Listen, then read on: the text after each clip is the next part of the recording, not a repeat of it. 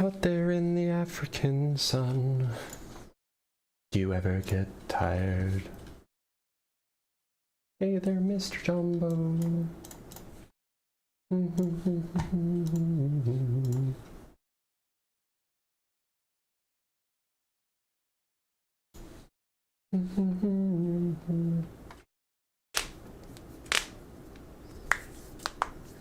Hey there, Mr. Jumbo.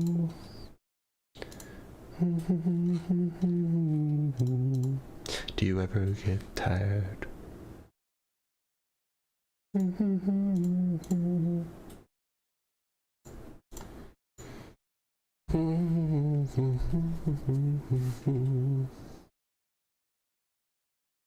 The US is indeed kind of cooked.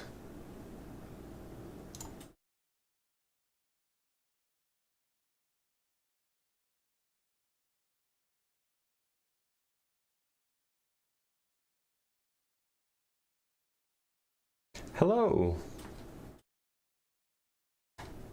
Howdy, howdy, everybody. Hope everybody's having a good day.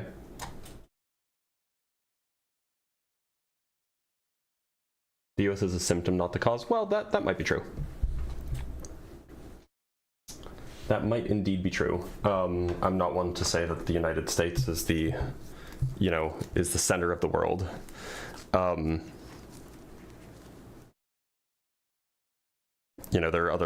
There are other influential factors. We did just start Comrade Caveman, so be patient, we'll get there. Any comment on the Red Cross blood shortage? I haven't heard about it. This is news to me. Tragic, if so.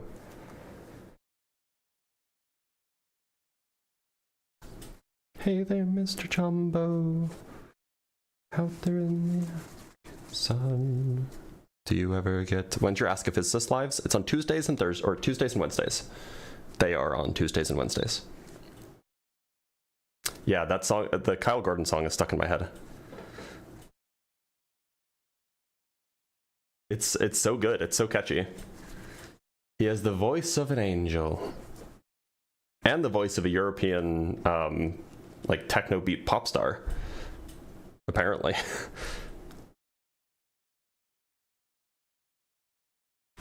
Howdy, howdy. We did just start, so we'll let some people trickle in, and we will probably get some people in here in a minute. No, you cannot come up and ask a physics question really quick.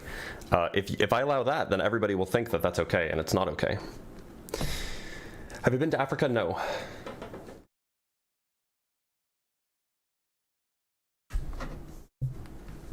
I have not. Do you think Spud Cell will change creationist arguments? I don't know, maybe. Just got done owning the bigots who hate Odyssey because woke, and now I get to watch Blitz on MAGA. That is indeed a good day.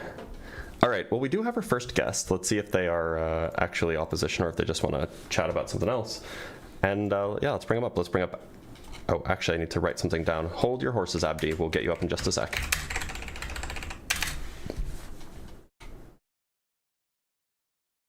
All right. Hey, what's up? Hey, Abdi, how's it going? Good, how are you? I'm doing all right. Abdi. Awesome. Are you MAGA? I would say yes for... Okay. I would say yeah.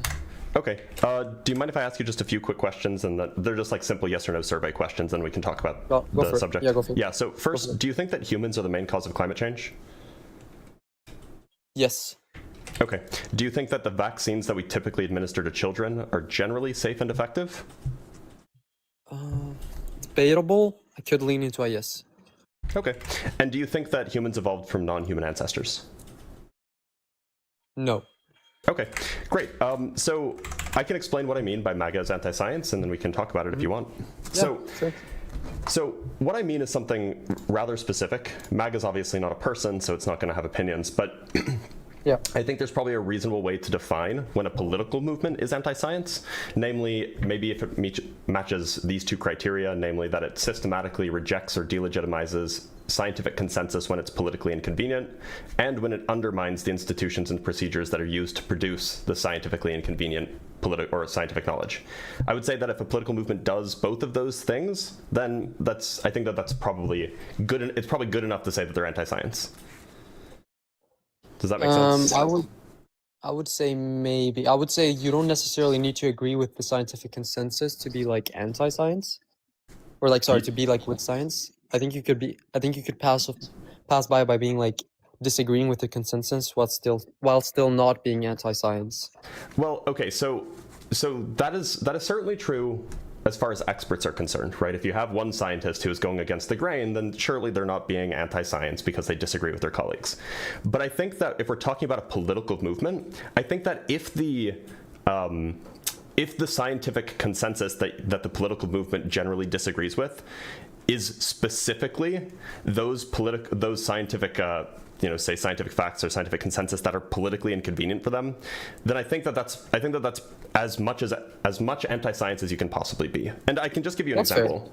Yeah, go for it. So, and this isn't a real world example. Like, imagine that you have a king of what's that country in Age of Ultron? Don't quite know. Okay, so let's say you have a king of Latveria, right? Doom haters will hate me, but let's say you have a king of Latveria, and the king of Latveria is a lot of his military is being funded by donations from, say, I don't know, a solar power company, right?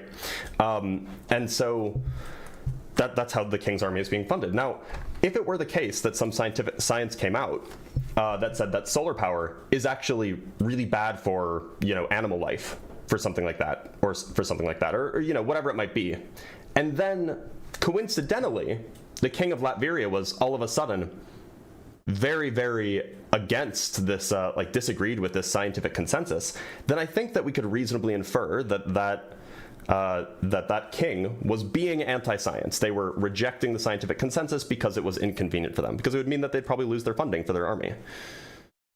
Actually, yeah, I definitely agree with that. I would agree with that. So all I'm saying is that the MAGA movement is doing that kind of thing.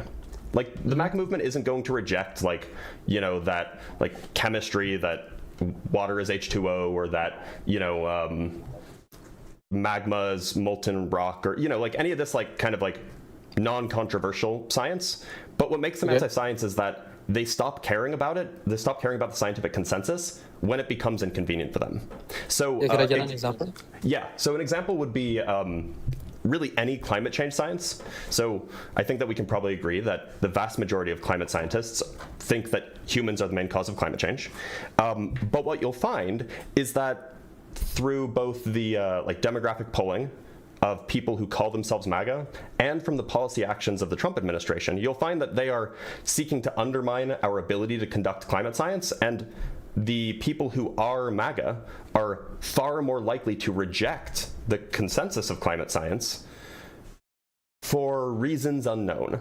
And we have demographic polling data on this particular subject, and we also have examples of the Trump administration seeking to cancel or actually canceling certain observatories that measure CO2 in the atmosphere, for example, shutting down environmental or atmospheric science research centers, these kinds of things. So I think that we have I think that that's probably the prototypical example of this happening.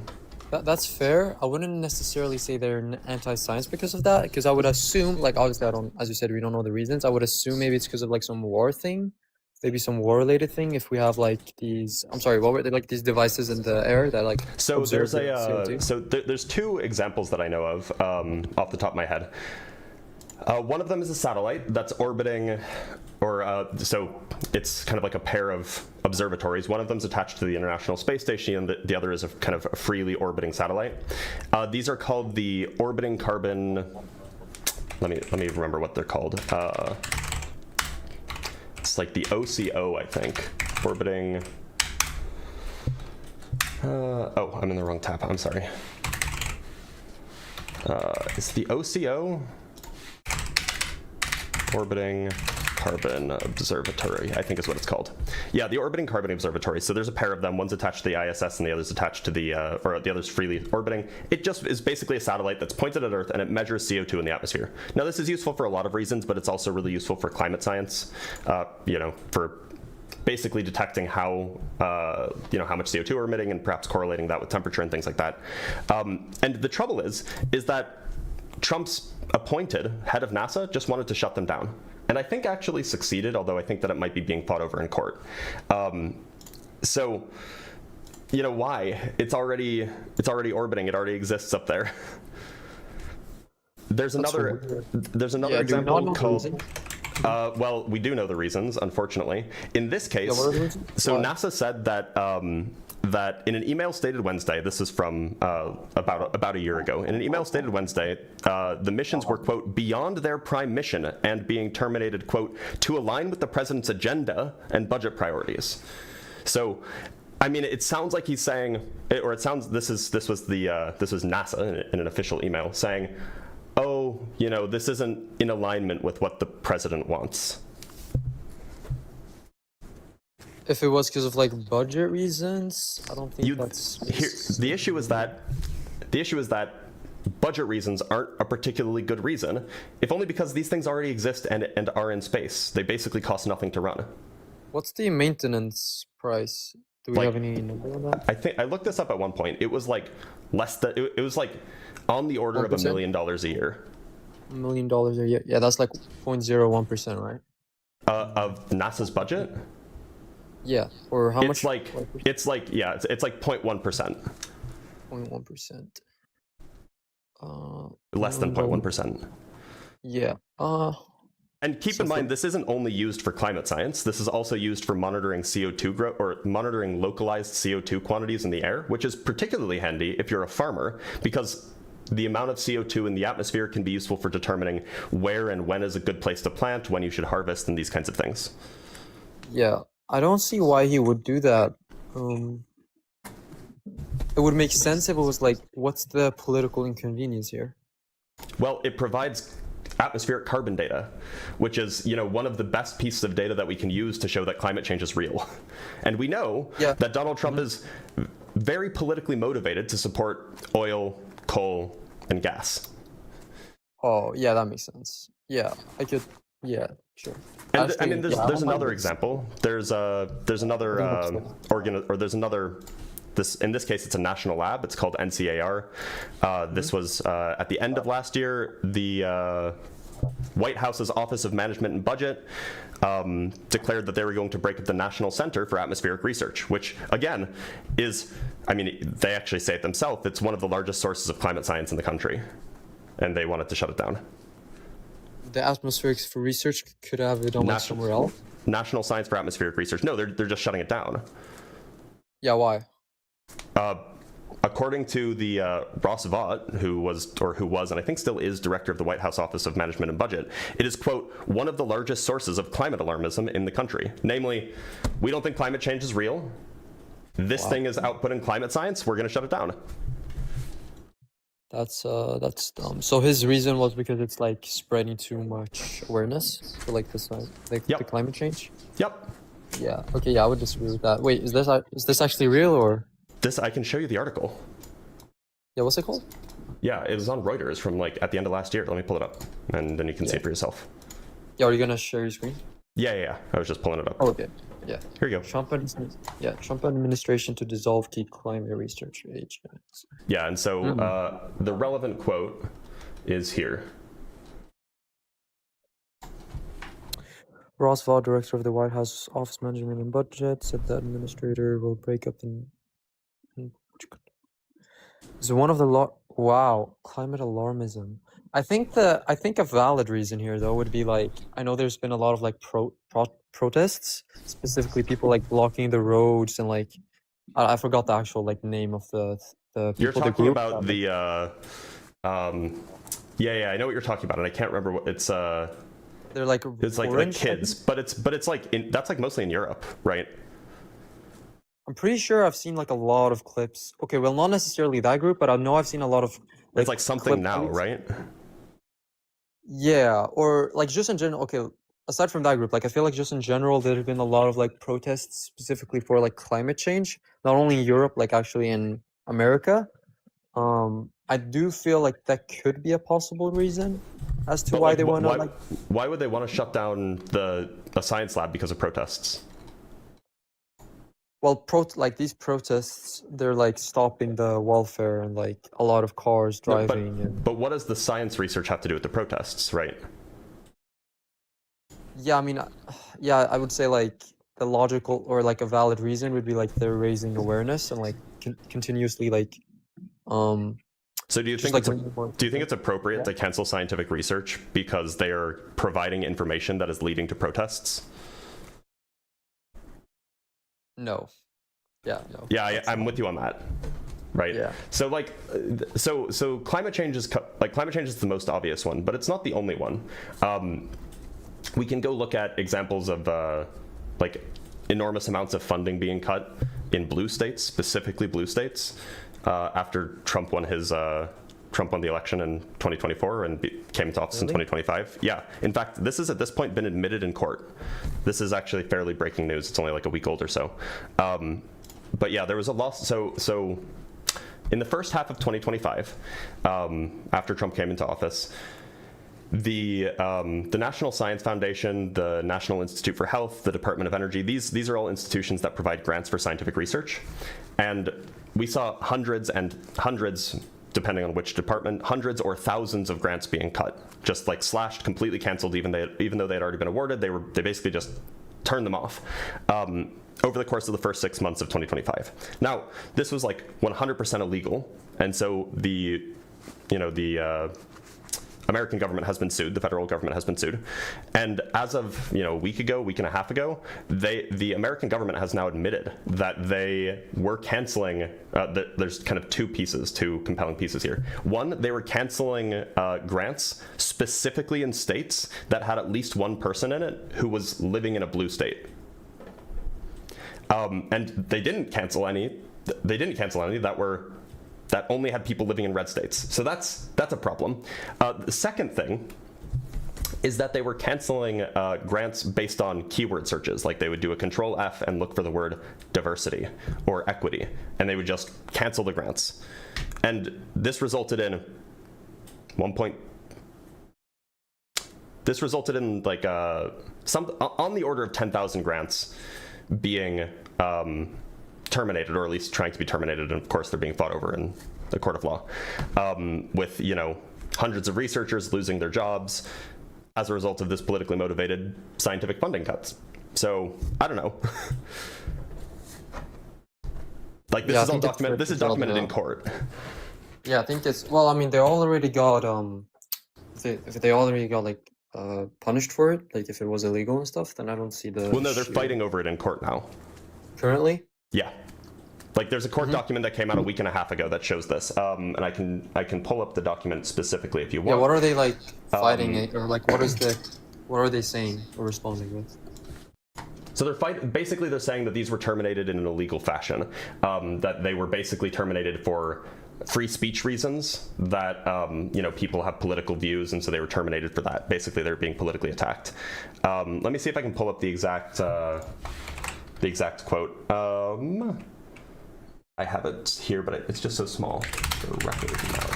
Okay, yeah, here. So here's one. Here's this is a court document that it's a court transcript, I guess. So the relevant part is, so this is about DOE grants. So the court denied plaintiff's motion for preliminary injunction as to DOE's October 2025 grant terminations because the record at that point did not provide enough information to determine the defendant's classification was likely based solely on a distinction between red states versus blue states. The record now directly addresses the court's concern. DOE admits that it terminated 283 grants awarded to grantees in blue states based solely on the political identity of the grant recipient's state.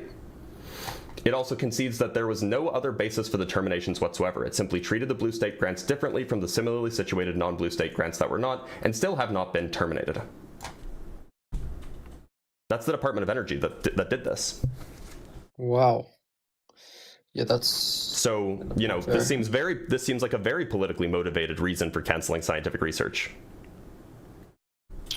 Yeah, what were the grants like? What were the grants? They didn't specify what the grants were. Okay.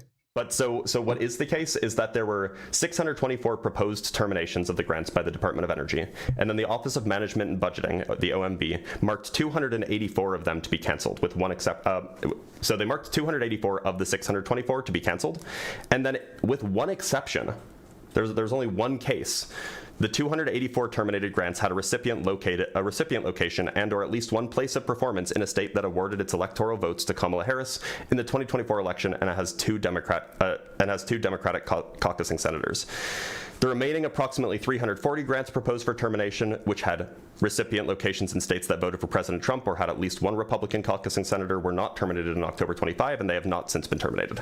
So the first quote that I read you comes directly from Jeff Novak, who is the principal deputy general counsel for the Department of Energy. So this is coming from the Trump administration itself. Yeah, I could, I don't have any, like... It's just bad. Like clearly... I agree. Clearly Trump is basically using scientific cuts to try to punish political opponents. And like, yeah, I don't know, if that's not anti-science, I don't know what is. But yeah, I would say it's more so like discriminatory against the other political parties. I wouldn't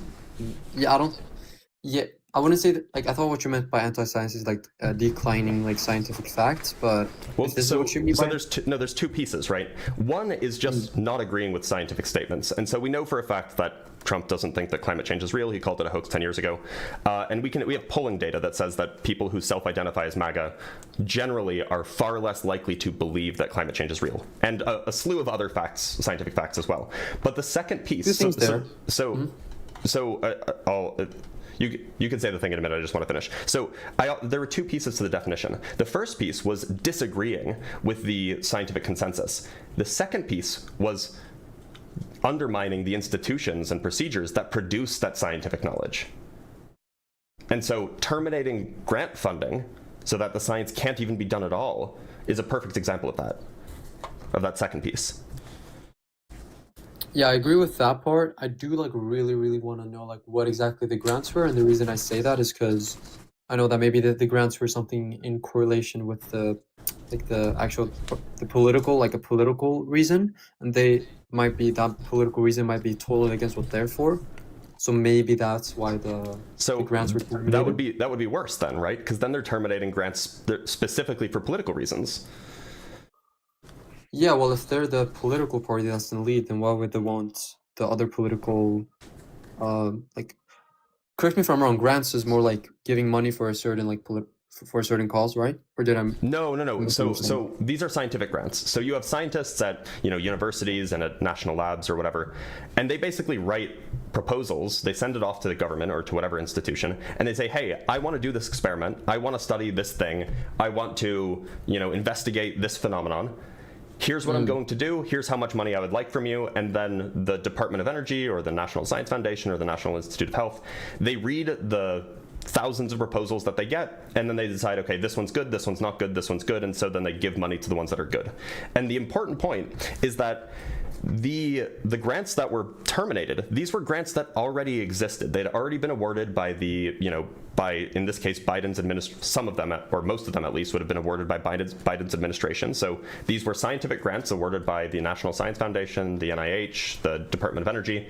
They said, this is good science, let's give them money. And then Trump came into office, and Trump appointed people to those institutions, and then those people canceled the funding that was being given and that had already been awarded.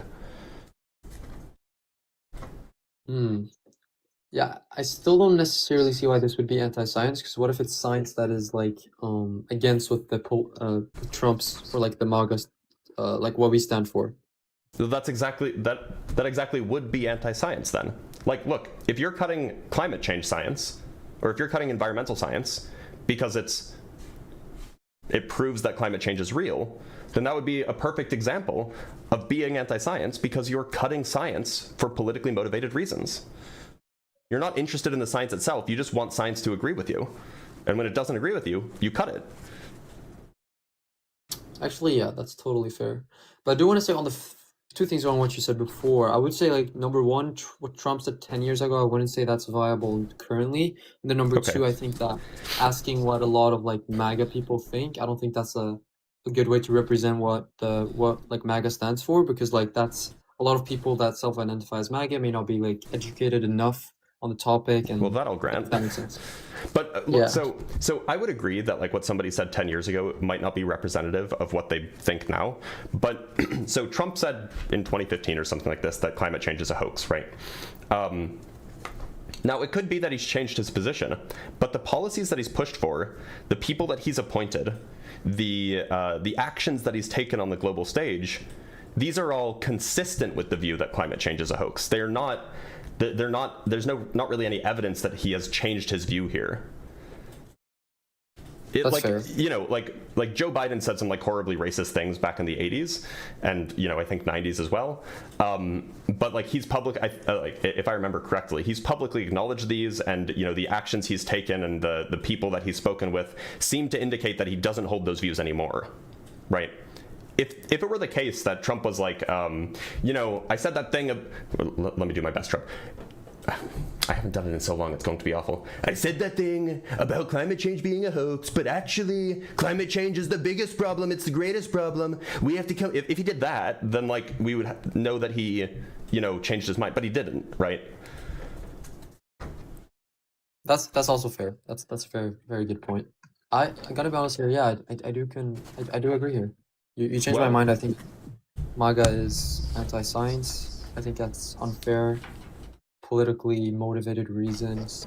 I'm probably gonna be looking more into this actually, but from what you've told me, I think it's very, very fair to conclude that. I'm glad that it was enlightening. Not a lot of people know. Like a lot of people focus on like the very political stuff, like the Deans and the Parkers. They'll like talk about like very political stuff, but like I'm a scientist, so like this is the stuff that matters to me. And so Of course. it bothers me that not everybody knows about this stuff. So I'm glad that I could at least give you some new information to look into.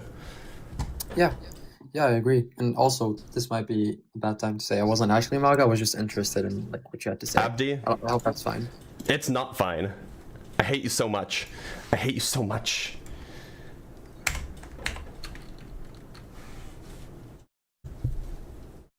Never ever do that. Never do it. Yeah. He was too easy. It was too easy. I didn't believe it either. But I was hoping. I was naive. All right. Let us bring up. If you do that, by the way, just know that I personally hate you. Right. Okay. Let's bring up Vitor. Vitor Serrano.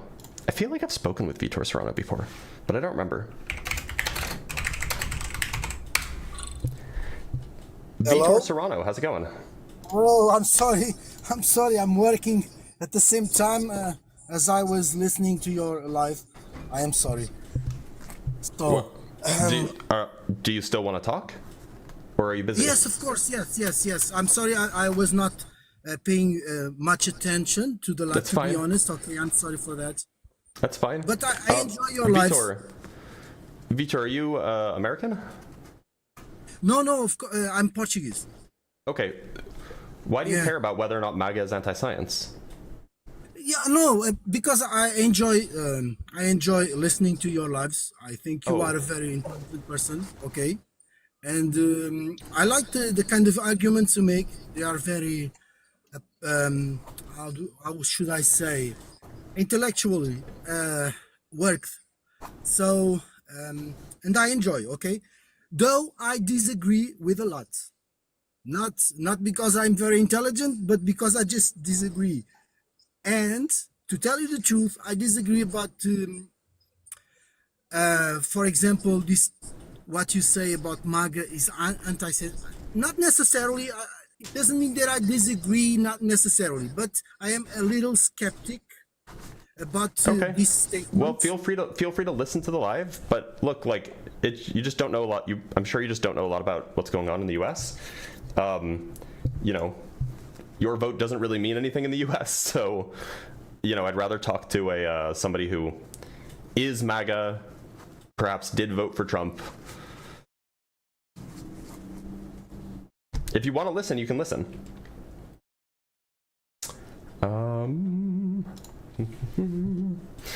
We have from Hotep Nefer Ra with the 2 Canuck bucks. Name as many types of sciences as you can.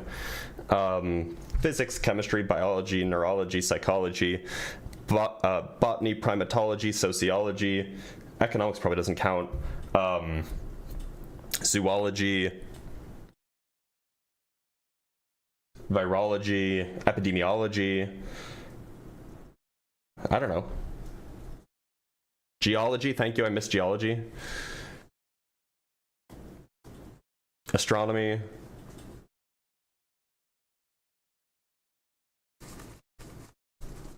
Scientology. Paleontology, yeah, there you go. Plantology.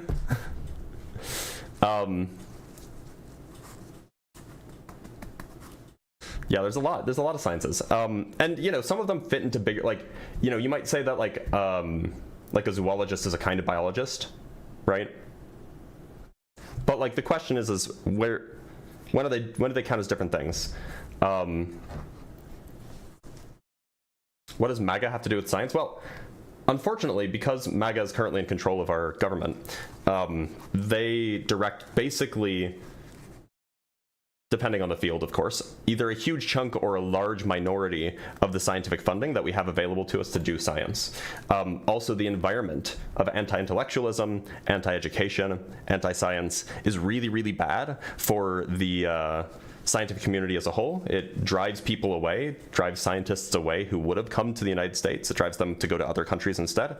And that's really bad because we lose out on gaining the best minds in the world, right? Now, people are complaining about Fauci. If you want to talk about MAGA being anti-science or something, feel free to come up.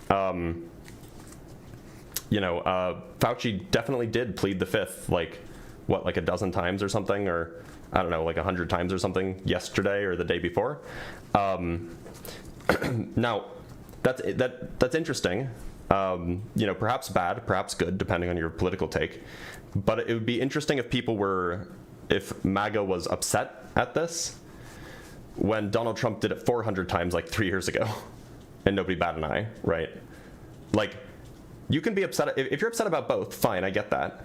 The Fauci case is a little bit problematic because he's testified like over 200 times in front of Congress, and like at this point it's clearly a witch hunt. But you know, like you could be upset about him not being open. I can understand that at least.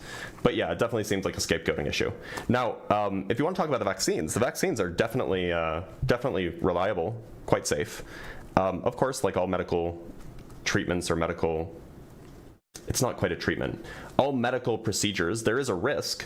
And so some people will have negative side effects from vaccines. That happens for all kinds of vaccines, in fact. However, we can show that they not only were they effective at reducing hospitalization rates, they also were effective at reducing spread. This is all really well supported by the scientific data. So, you know, but of course, none of the people who are shouting in the comments are brave enough to come join the Discord server and have the conversation or hop in on TikTok Live and talk to me about how MAGA is anti-science, because they know that they can't defend the view that it isn't. Why is that bad? The Earth becomes greener as it gets warmer. Look, you can argue for the normative value of climate change, whether it's good or whether it's bad. But the point is that climate change is real. And the MAGA movement, the MAGA wing of the Republican Party, just completely rejects it. Straight out of Stray. How's it going? Oh, he's not here yet. Let's see if he straight out of Stray. How's it going? I tried. Hey, good day. Howdy. I recognize your name. Have we spoken before? Yeah.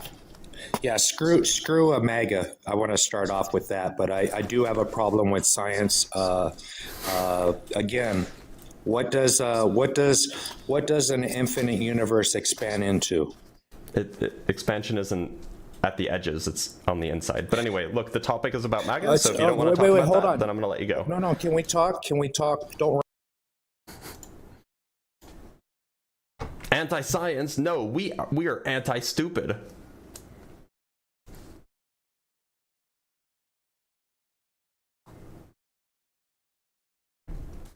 Cosmology in a MAGA live, I know. Well, I mean, it is funny. I mean, like, I appreciate that he said fuck MAGA. That's based and wholesome. But, you know. All right, let's talk to John Malcolm. John Malcolm, how's it going? Good, how are you? John, how old are you? 27. And what year were you born? 1999. Really? Yeah. Okay. So John, is that your real name, John? Yes. So your name is John, I mean, maybe you just have a high-pitched voice, but you definitely sound like a child. Yeah, I do. Everyone says that to me. Okay, yeah, I'm gonna let you go. But that's what my teacher said. Like, if that person was gonna say, no, that's my husband's name, I would have been like, okay, maybe. But nope. That's definitely a fetus.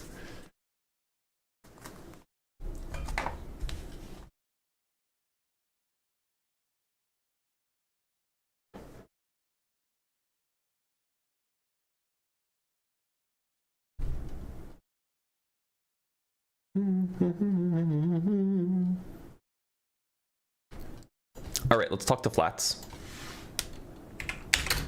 Flats, how's it going? Yo, can you hear me? I can. Flats, how are you? I'm good. How are you? I'm doing all right. Flats, are you MAGA? I am. I supported Trump. Do you still support Trump? But I'm not anti-science, though. Okay, well, so we can talk about that in a minute. Do you mind if I ask you just a few questions to get started? Sure. Honestly, I'm like running a private survey. I'm not going to publish it anywhere, but I'm just curious. So, first, do you think that humans are the main cause of climate change? I do. Yeah. I mean, we know that it affects the ozone layer. You know, or the pollution. Okay. Like, do I think it's like a major issue that we can't solve? No, I don't. Like, I think it'll naturally, you know.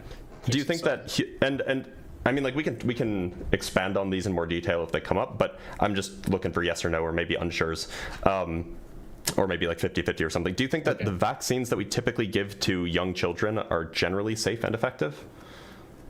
Yes. Okay. And do you think that humans evolved from non-human ancestors? 100%. Cool. Okay. So look, I can explain what I mean by MAGA's anti-science, and then we can talk about it if you still disagree. Is that fair? Yeah, sure. Okay. So obviously MAGA is not a person, so it can't have opinions of its own, right? But it is a political movement, and I think that we can probably give a definition that would make sense to apply to a political movement for what it means to be anti-science. So I would say that a political movement is anti-science if systematically it rejects or delegitimizes scientific consensus that's politically inconvenient, and secondly, it undermines the institutions and procedures that are used to produce the scientifically inconvenient or the politically inconvenient scientific knowledge. That's basically it. Like rejecting the consensus that's inconvenient, and then undermining the stuff that produces that consensus. Roughly, does that make sense? Yeah, makes sense. Yeah, I agree. Okay, so my contention is that MAGA does that. Like, MAGA as a political movement. Obviously, I'm not referring to literally every single person who self-identifies as MAGA, but the point is that, like, as a political movement, broadly speaking, this is a thing that MAGA does. Mm-hmm. So, are you saying, like, just in general, what you've seen, what you've noticed on the internet from people who support Trump, or is you talking more political? So both. So as far as like MAGA rejecting scientific consensus, there's like polling data on this. Like there have been polls of people of, you know, either conservative / Republicans, or people who explicitly identify as MAGA, asking them questions like, oh, do you think that climate change is real? Do you think that climate change, like, you know, these kinds of questions? And the overwhelming story with regards to climate change or vaccine efficacy or other examples would be like, I have a whole long list, like evolution, like across like all of these kind of politically contentious scientific facts. MAGA is less likely to believe it, right? I agree. I think that's religion, though. That's my personality. That's my opinion. You'd think that's what I thought too, but even after controlling for religion, conservative people are less likely to accept evolution, even controlling for religion. Right. I agree. I agree that I think that just makes sense because, you know, conservatives are naturally more religious, more traditional values that I can see how they could deny something.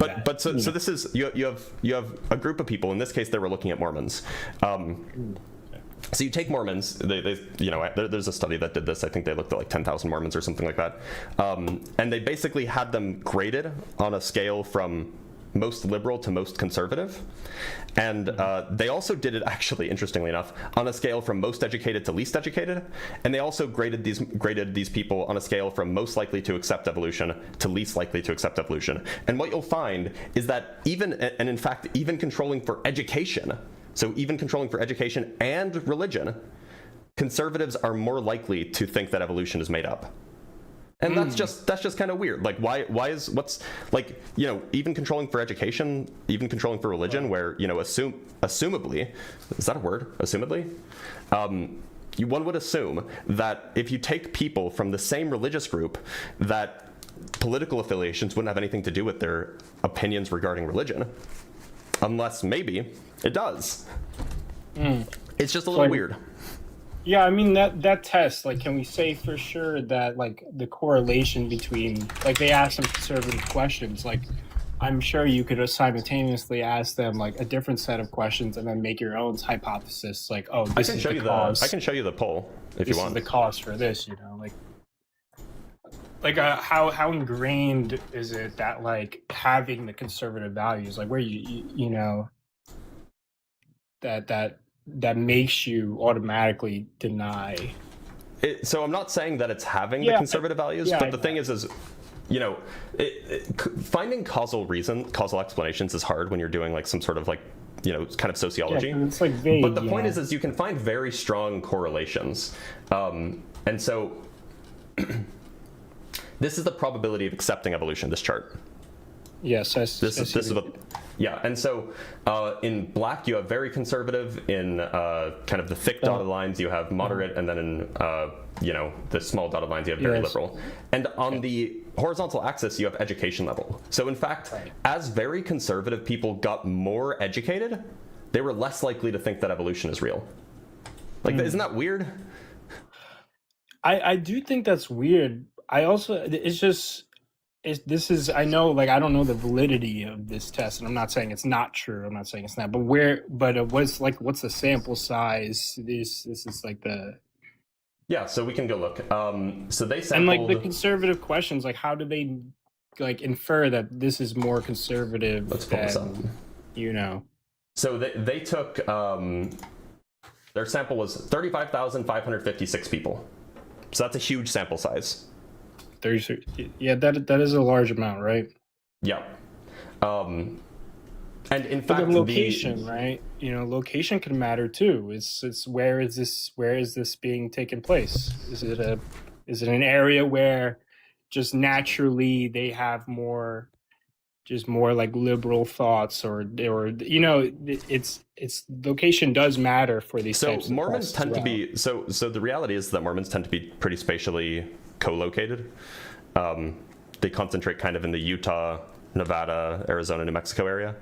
But the point is that unless you're saying that you're more likely to be Mormon and conservative if you live in one place as opposed to another place, it just seems like the location probably doesn't factor into this, considering that they weren't only taking Mormons from one place and Mormons from another. Like, you know what I mean? Like, it seems like if you're going to grab Mormons, you're like, yes, location does matter for political alignment. Like, people in the South tend to be more right-leaning, and people, in the Northeast tend to be more left-leaning. But, like, if you're going to grab Mormons, you're going to grab Mormons wherever they are. And by the way, so the questions that were used were taken from the Pew Religious Landscape Survey. So this is like this is Pew Research. Pew Research is like a really well-respected surveying organization, if you will. So what is the hypothesis that they came up with after this test? Did they let's go look. So these results point to three notable conclusions. First, politics and political identity should be central considerations for studies about public views of evolution, particularly in the United States. Second, these findings reiterate the contingent nature of the relationship between educational attainment and the acceptance of evolution, highlighting the potential moderating role of political identity.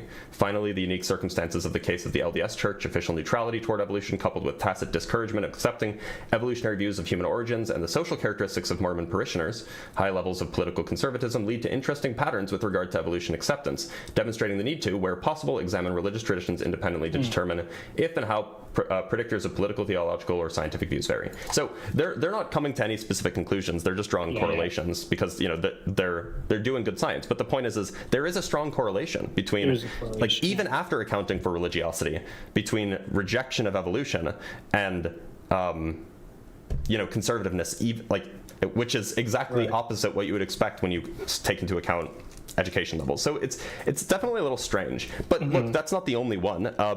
Surely I agree that conservatives tend to be more religious. Religious people tend to rely or tend to reject science less. But the point is even in this case, when you control for religion, that doesn't equalize it. It's not like controlling for religion allows you to accept or reject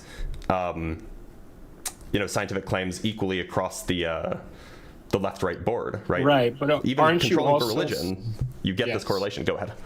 Aren't you saying also that then political spectrum also decides like scientific, Yeah, that's the point.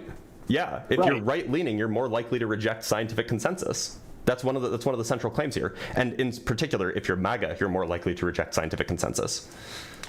But that's on the backing of religion, like that's like this fundamental sort of reason for a lot of these people's thoughts. that would be the case if this was just about. Yeah, so the Mormons obviously that would be the case if this was just about like religiously charged things, but it's not. Like climate change is not religiously charged, right? At least it shouldn't be, right? I think it's just, I think science in general, anything that like changes the globe, like changes the earth, like God created the earth. I think anything that just like any science. Well, yes, but this, it seems more extreme that like we're globally changing the temperature, like with our doing, and I think people, I'll admit there's a lot of stupid people on both sides of the political spectrum, right?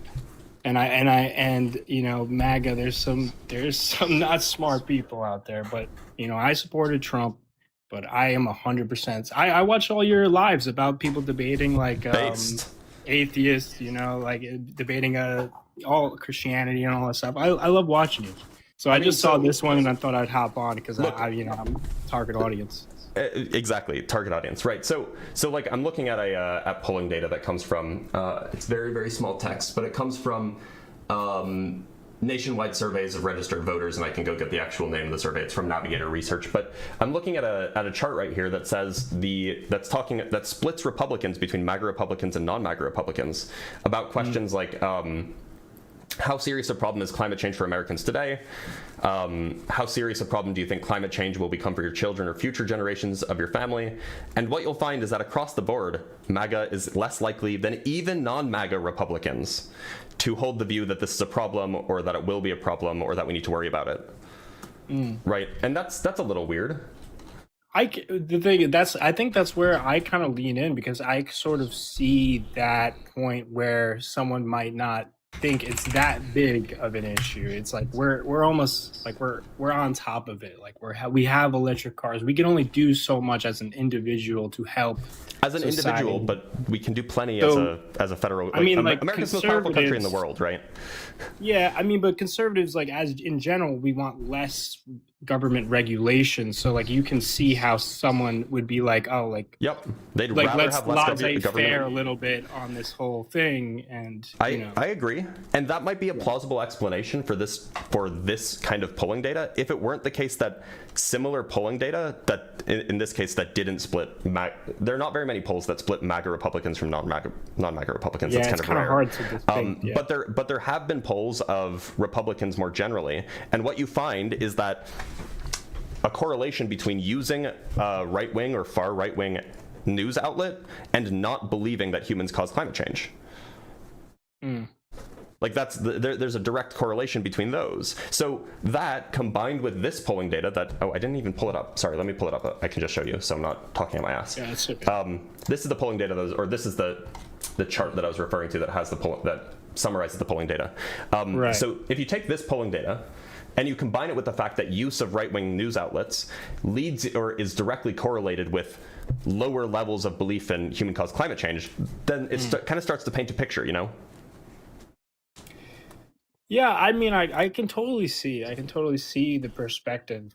I think just like looking at the live saying, MAGA is anti-science is like, I mean, I agree that a large majority of them probably don't think global warming is like a real, actual happening thing, and like will struggle for some fundamental sciences like evolution.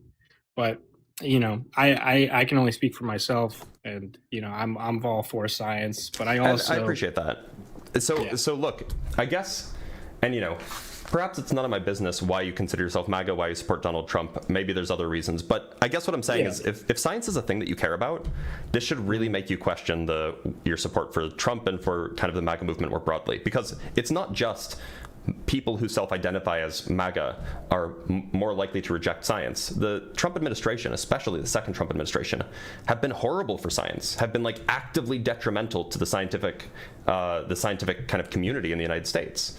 Like if you care about science, if you care about rigorous intellectual reasoning and investigation of the natural world, what you're going to find is that Trump is historically probably one of the worst presidents we've had for this. Well, I don't deny. I think he just has more, I don't know, more worries about like the country than I think he's not the president for the science stuff. Like, Right, like but let's. he's it's not that he's just not doing stuff positively for science. He's actively doing stuff that is bad for science. Well, like what? I mean, he I'll give you an example. He helped fund the Artemis program. I mean, we have Space Force. So like a neither of real those are thing. scientific, by the way. Quantum initiatives. So do you know what the National Science Foundation is? Yeah, I mean, I don't look into it, but I'm familiar with them.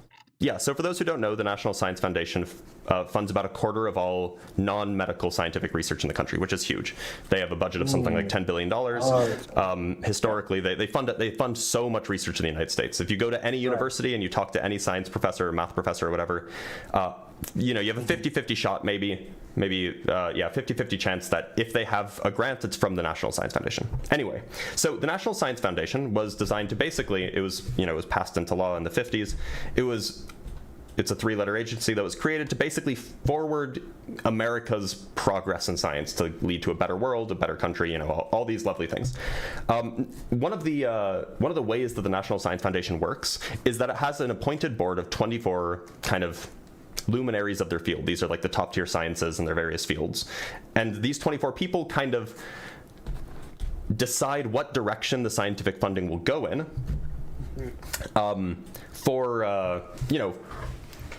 the National Science Foundation is basically given a big chunk of money. And then these 24 people are the people that essentially decide how that money is going to be distributed. They don't make the individual decisions, but they kind of say, okay, well, we want to focus this money on this much, this money on that much, and so on. So, and these are supposed to be an independent body of people. They're not supposed to be politically motivated or anything. And they have 6-year terms, and they're appointed by the president every 6 years. So kind of like the Senate. Now, for the first time in history, Donald Trump fired every single member of the National Science Board in April. No reasons given, just completely fired them, which means that all of the decision making relies on the person that Trump appointed. So there's no independent supervision, there's no independent overview, there's no independent, there's a word I'm looking for, kind of peer review for how this money is spent, because he got rid of all the people that did that. Doesn't that seem kind of like he didn't have to do that? It wasn't costing him money. This was an active decision that he made. Why? I'm unfamiliar with that as well. I know he fired some people, so I'm just looking in to see if there was like an explanation or no or explanation. something. We actually have the email that they were sent. No explanation was given. Well, those are maybe no explanation to the people, right, that were fired. No, so but I've continuously looked into this. We don't know why. We have nobody has any idea why. It was just said that they were terminated effective immediately. If I were to take a guess from, I think, honestly, I don't know. So one of the fired board members speculates. One of the fired board members, Willie May, who is vice president for research and economic development at Morgan State University, and I'm just reading from an NPR article, says he is, quote, deeply disappointed but not surprised. And here's another quote. I have watched the systematic dismantling of the scientific advisory infrastructure of this government with growing alarm, and the National Science Board is simply the latest casualty. So He's a chemist. I'm also seeing here that this is a common turnover. So I'm just looking to see if other presidents also. I don't think the entire National Science Board has ever been fired. And I looked into this like a month ago, but I could just in the Biden misremembering. administration, they removed several people from. Well, from the so keep Clean in mind, Air Act, every right? 2 years, So- 8 of them change out. Right. Yeah. Okay. So I mean, they cycle that's every not 6 what I'm years. talking about. Yeah. I agree. People change out, but from specifically after taking office, Joe Biden removed several people. Michael Reagan or whatever. Biden's EPA administration. Well, Michael Reagan. sorry. So that's not the National Science Board, right? Oh, the EPA Science Advisor. Right.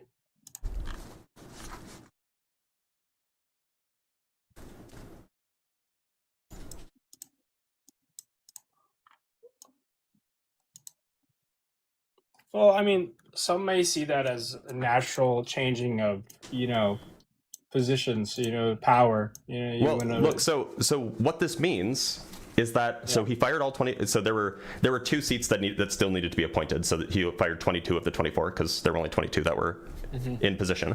And what that means is that now he gets to fill all 24 slots. Right. Rather than the 16 that he would have gotten as a result of him being just in president, president for 4 years, right? So what's the update on that, though? Are these as good choices? Or these? He hasn't. I don't think he's appointed them yet. I can double check because these things changed. Maybe it happened last week and I didn't look. Well, I mean, how integral are these 22 people to make these decisions? They were the people. Right. They were the people that made these decisions. But should it be up to these people? Maybe they want a better. No, that's the point. The point is that they're supposed to be independent. They're supposed to be non-political, independent, picked by presidents that's why they're staggered. So it's not just like one president that picks all of them. That's the whole point. And now those decisions can only be made by a single person that Trump personally selected, who's the head of the National Science Foundation. Usually the head of the National Science Foundation has to work with the National Science Board. But now that there is no National Science Board, Trump can just have his crony make all of those decisions. Right, like scientific decisions, like where the funding will go scientifically, correct? Yeah. Right. Where do you see that funding going that you wouldn't like the funding to go to, that you would prefer, So the first thing is that actually they, at least from what we've seen from this person who's the head of the National Science Foundation, actually just wants to fund less science. And the reason we know that is because the National Science Foundation cut something like 4,000 grants at the beginning of last year. Right, I think that on average they have something like 10,000 active grants, and the National Science Foundation, headed up by a Trump appointee, just canceled them. Even though they were actively, even though they had already been approved, they'd already been awarded, he just stopped paying them. I'm seeing here some of them were duplicates, some of them were not against national interests, unrelated. So are you talking about the grants? Because we actually know how they figured out which grants to cut. Interestingly enough, there's kind of 2 categories here of like egregious grant cuts. The first is that a large chunk of these grants were cut simply for having the words diversity or equity or trans anywhere in the grant. So if they literally did a Control F, or whatever the equivalent of a Control F, this has been admitted in court now, by the way. Right. That they literally just did a keyword search for those words in the grants, and if those words were in them, they were on the chopping block. And keep in mind, this isn't just referring to trans people. This isn't just referring to diversity, equity, and inclusion. This is referring to anything which has those words. So like biodiversity on the chopping block, right? Like, trans fat on the chopping block. Yeah. And the second category, which is really, really bad, is that, and again, we now have court documents proving this. This has been admitted in court. The Department of Energy, the National Institute for Health, both of these places admitted to cutting grants that had at least one grantee or at least one activity that was going to be performed in a state that didn't vote for Trump. So I can read you a quote here, which is, you know, particularly egregious. This is from the Department of Energy. Where is it? It's, yeah, so, okay, so there was a list of 620, so this is not part of the quote, I'll tell you when it's a quote. So there was a list of 624 proposed terminations of grants by the Department of Energy, and the Office of Management and Budgeting, the OMB, they marked 284 of those. So this is the White House office, by the way. The White House office marked 284 of those 624 to be canceled. And of those 284 that were marked to be canceled, with exactly one exception, so 283 of these, and here's the quote, the 284 terminated grants had a recipient location and or at least one place of performance in a state that awarded its electoral votes to Kamala Harris in the 2024 election and has 2 Democratic caucusing senators. The remaining approximately 340 grants proposed for termination, which had recipient locations in states that voted for President Trump or had at least one Republican caucusing senator, were, quote, not terminated in October 2025, and they have not since been terminated. So here we have examples of grants being terminated because they had words in them, and we have grants being terminated because they were going to blue states. Political, right? Right. I do think that's bad. Right. I do not agree with that.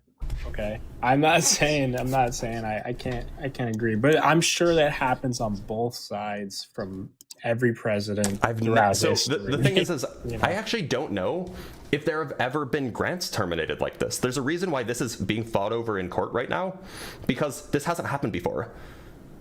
This is the biggest cutting of funding we've had in our government. So I'm not surprised some things have gotten. Our government funding was cut? Well, you know, like Doge cutting. There was a big thing of like draining the swamp. Our budget is higher now than it was. I'm being wasteful, like quote unquote wasteful cutting. So like I'm not surprised. Do you think that the scientific research was wasteful? No, I don't. But I'm not surprised that things got, you know, cut along with actual important things, like just in the bloat of it all, you know? Yeah, like, but this was specifically politically targeted, right? This wasn't just an accident that it happened to only be blue states. I don't. So there was no Republican in those. No. In those grants? No. At all. So there were 340 there were 624 grants. There were 284 that were going to blue states and 340 that were going to red states. And all of them exclusively all of the blue states. The blue states. With one exception, there was one blue state grant that wasn't terminated. That's it, and none of the red state grants were. I don't know. I don't got an explanation for that, really. The explanation is that it's a politically motivated attack on science. That's the only, like, what this is literally, we're cutting your scientific funding because you voted the wrong way. Right. Like how else can you, what else do you say? You know, science should be number one priority regardless of political spectrum, but it's hard to do that when everything's become political now, that even global warming evolution's like ingrained in you know. Can you give me an idea as to how global warming became political? Do you know the history there? I think I know it's within like probably like 80 or 100 years just recently, and I think it was like they started off not knowing if it was true, and it was like a whole thing. But I'm not sure. I think it was just brought politically because they wanted to stop global warming, and then there was people saying, "Nah, it's not real." Well, so at least, you know, it depends on who you believe. But at least from what I've read, going back in the 70s and 80s, the climate change and things involving like environmental damage and things like that was generally regarded as non-political, and it was generally bipartisan. Like you had Richard Nixon created the EPA, for God's sake, and you know the United States was, if I remember correctly, a party to the Montreal Agreement, I think is what it's called, to the Montreal Protocol rather. The Montreal Protocol is the thing that basically allowed us to heal or to stop killing the ozone layer, right? And that's why we don't really talk about that anymore, because we solved the problem. And that was in the 80s. But starting in the 90s, fossil fuel companies started lobbying politically to push back against, you know, investitures in green energy, Right. policies that would curb you know, dangerous emissions from coal-fired power plants and the like.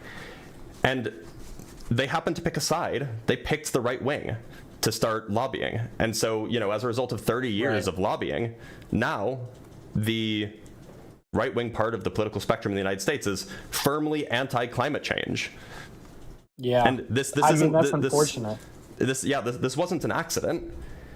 This was a lobbying decision, and, you know, as a result, now you have a whole generation of right-wing people who think that climate change is made up because of, you know, That's lobbying unfortunate. by the oil industry in the 90s. Yeah, I mean that's got to be some low intelligence right there, because you got to be able to admit, though, you got to be able to realize that it's like the oil companies, they want money, they want to keep their oil going. The oil company, they want oil. I mean, like, obviously they're going to choose the right side, though, because, you know, Republicans is notoriously, you know, more oil. Let's mine more oil. Let's lower the gas. The right? point is that wasn't a thing prior to the 90s. Yeah, so then they came in, but I'm talking about like recently. Now everybody's like all of it. And so like you have Trump, who's in the pocket of big coal and big oil, and so of course Trump is going to push anti-climate change policy, right? Of course, this is not surprising to anybody, but it is politically motivated. The people who are funding his campaign, the people who are funding the campaigns of MAGA senators and MAGA Congress people and MAGA governors, those people are being funded by, you know, big oil, if you will. And so, of course, they're going to be politically motivated to defund climate science, to, you know, push back against climate research, etc. And, you know, why would we want that? Isn't it good we have terms, you know? It's like we had Biden, who was all for green energy, green, you know, we have these divisions in place where, you know, we can take the reins for 4 years. They can make decisions where we might not agree with. Like, I don't agree with the whole removing of science grants and stuff, right? But we have like, what, 3 more years, and then we're off the hook. But, you know, you're off the hook. But look, and I hate to be that guy, but we've been telling you this since 2015. Well, there's not the reason I voted for him, you know. Right, but it should definitely make you reconsider. It's not enough. I'm sorry. Like the Really? whatever grants, it's not enough. There's more issues. I mean, just that like, look, it's not just grants. It's not just yeah, grants, right? It's the entire idea. It's the entire academic, or okay. I'll give you another example. It's something that's perhaps worrying for you. Perhaps should be worrying for you, if you care about America anyway, which of course you do. The United States after World War II became the scientific capital of the world. We had the best research universities. We had all of the best scientists. You know, we basically stole a bunch of good scientists from Germany because they ran away because of the Nazis. And then as a result of the collapse of the Soviet Union, all of their good scientists came here too. So starting in the 80s, we basically had every single good scientist. I think we won like a quarter of the Nobel Prizes. We have like, you know, in the top 10 research universities, like 9 of them were American, right? Really, really good for America, because if we get smart people to come here, that's good for us. Now, historically, if you go look at job applications of scientists, like of foreign scientists for jobs in the United States, so like think of jobs at universities to do research, like research positions. Historically, we have more job applications from foreign scientists trying to apply to American, you know, institutions than we have American scientists trying to go to foreign institutions, right? Historically, that's the case because, you know, America's the place to be to do science, right? Exactly, yeah. As of 2025, that trend has flipped. We are now losing more people, more scientists, more smart people to other countries than we're getting from them. I believe it. That should be super worrying. But I don't think that's because of politics. I think that's because of what we have in our industry in America. We're not at the cutting edge of where we're supposed to be. Why aren't we at the cutting edge anymore? I know you want to say it's because of MAGA, but where's the relation to that? There's no way that 4 years is. So are you familiar with the 4-year visa program for students? Yeah, Yeah. Well, yeah. so for foreign students, there was this policy that was put in place by Trump, or by the Trump's administration. Who knows if he actually made the decision himself? But there was a policy that was put in place that student visas could be 4 years and no longer. Now, do you know how long grad school is? It's usually longer than 4 years. Yeah, 5 to 7 is pretty standard, Right. depending on what you come in with. So this means that if you're a foreigner and you want to come in and do grad school in the best country on the planet for science, you can't do that anymore. Is there no workaround to that? Because I kind of like refuse to believe that there's no possible way you can finish your grad school here. So this has been pushed back. I don't fully believe that this they was just cut you off. So this was proposed in 2025. I think that it's currently being challenged in courts. Yeah, like that's So something it that hasn't like been implemented as far as I know. No, but the point is yeah, your visa would expire. You wouldn't be able to be in the country anymore. right. I mean, that's why we have checks and balances. You know, we check these things out. If that's not something that's constitutional or feasible, then yes. Why would you want the guy who forces checks and balances to fight him off? I think there was probably more things on his mind than what, I don't think that was a thought. If that was something that he proposed, like Trump or whoever, I don't think that was a thought. Like immigration stuff, right? Yeah, exactly. Like that's what I think was more But it prominent. was specifically about student you know. visas. What's wrong with having long student visas? Well, people overstay their visas. We want them to stay. These are smart people. Why wouldn't we want smart people to stay? I think it just goes it just goes both ways. Like a visa is a visa, regardless of where. But they didn't have to target student visas. Student visas are exactly the kind of people that we want to stick around because we're investing money in their education. Right. Why would we want them to leave? It's not passed, is it? Right. So it's still being fought. So there's Why was it proposed? thousands of things. There's thousands of things proposed, like hundreds of things proposed every single day. It's like not everything's gonna get passed. That's why we have a whole system to check and to make sure everything's good. It's like we have a lot of things that we can. I guess it actually is currently in effect, or at least it'll be effective as of September 15th. So can we see if there's a It's the way, DHS. can we see if there's a way for anyone who's going to grad school to just to write a piece of paper and just be like, all right, I'm good. Like, I'm not going to get deported. I'm not going to get. I don't know. So this was. Listen, they have to have. This came out last week, by the way. It's a business. At the end of the day, the colleges they need the people to go there. It's like. So today the Department of Homeland Security (DHS) announced the publication of a final rule that officially eliminates the duration of status loophole that allowed foreign students, exchange visitors, and media representatives to remain in the United States indefinitely without routine government oversight. The new regulation establishes a fixed period of admission for non-immigrant visa holders in F, J, and I classifications.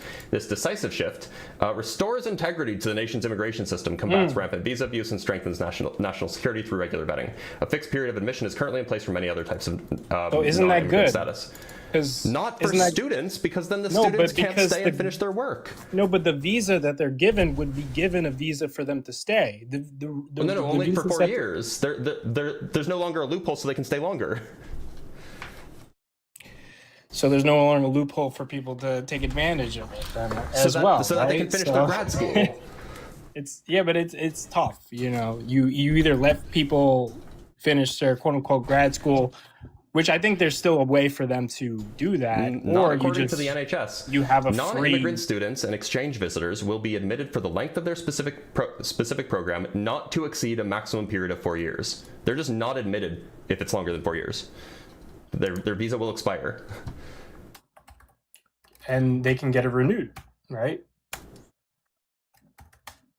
I don't think so. At least it doesn't seem like that's what it's saying. That seems a little like not totally we don't fully know exactly what's going on here. We're kind of just talking. So it says that they're only admitted for up to 4 years. So are you saying that they'd be admitted for longer than 4 years, even though it says that they're only admitted for the length of their specific program? You would need to get your visa up to 4 years? reinstated. Yeah, I don't think there's really a problem with that. I think you should have 4 years, and if you want to continue your education, you have to get your visa reinstated. So do you understand that many people will not get their visa reinstated? I don't see why they wouldn't. they're paying to go to grad school. Like, if you piss why off would the, you if not? you piss off your visa agent, you'll like it's not like some objective thing, right? No, yeah, There's not an but objective standard.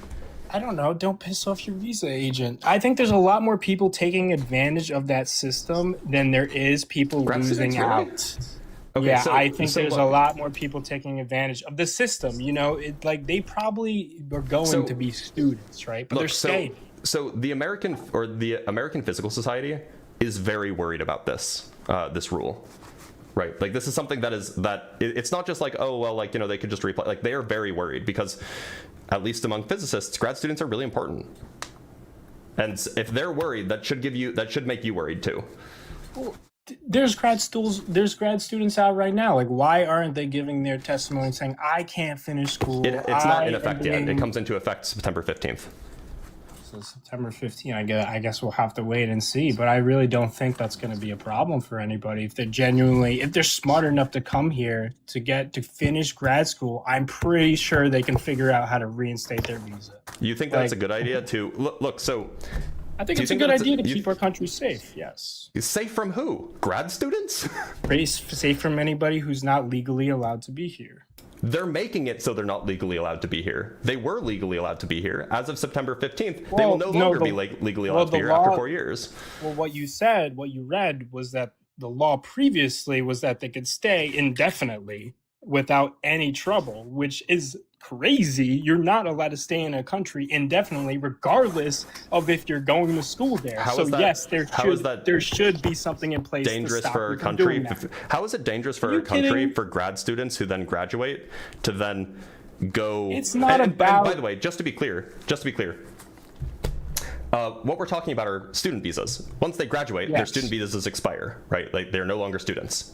So their Right. student visas expire. What was happening is that people were staying, you know, some very, very small fraction of people were staying as forever students. Now that works for Right. undergraduates because, you know, as long as you pay long enough and you're going to a not particularly selective university, you're not going to get kicked out. It doesn't work for grad students, right? Grad students are essentially forced to graduate or they're dropped from the program. Depending on the school that you're at, it could be 7 years or it could be 9 years. But the point is you are forced to graduate. They are training you, and if you don't do a good enough job, then they drop you. This is not there are no forever grad students, right? And what happens to your visa before that? Like when they drop you, so- what happens to your visa? You'd be kicked out. Your visa would be removed. You're no longer a student. I think people were taking advantage of that little No, the gap. loophole was that the gap loophole, there. the gap is that as long as you were a student, then you could keep your visa. Yeah, so how do you if you're not a student by the Then you get kicked time out. visa's over, you should get kicked out. And so you should be able to the point is that you have somebody who's admitted on a student visa.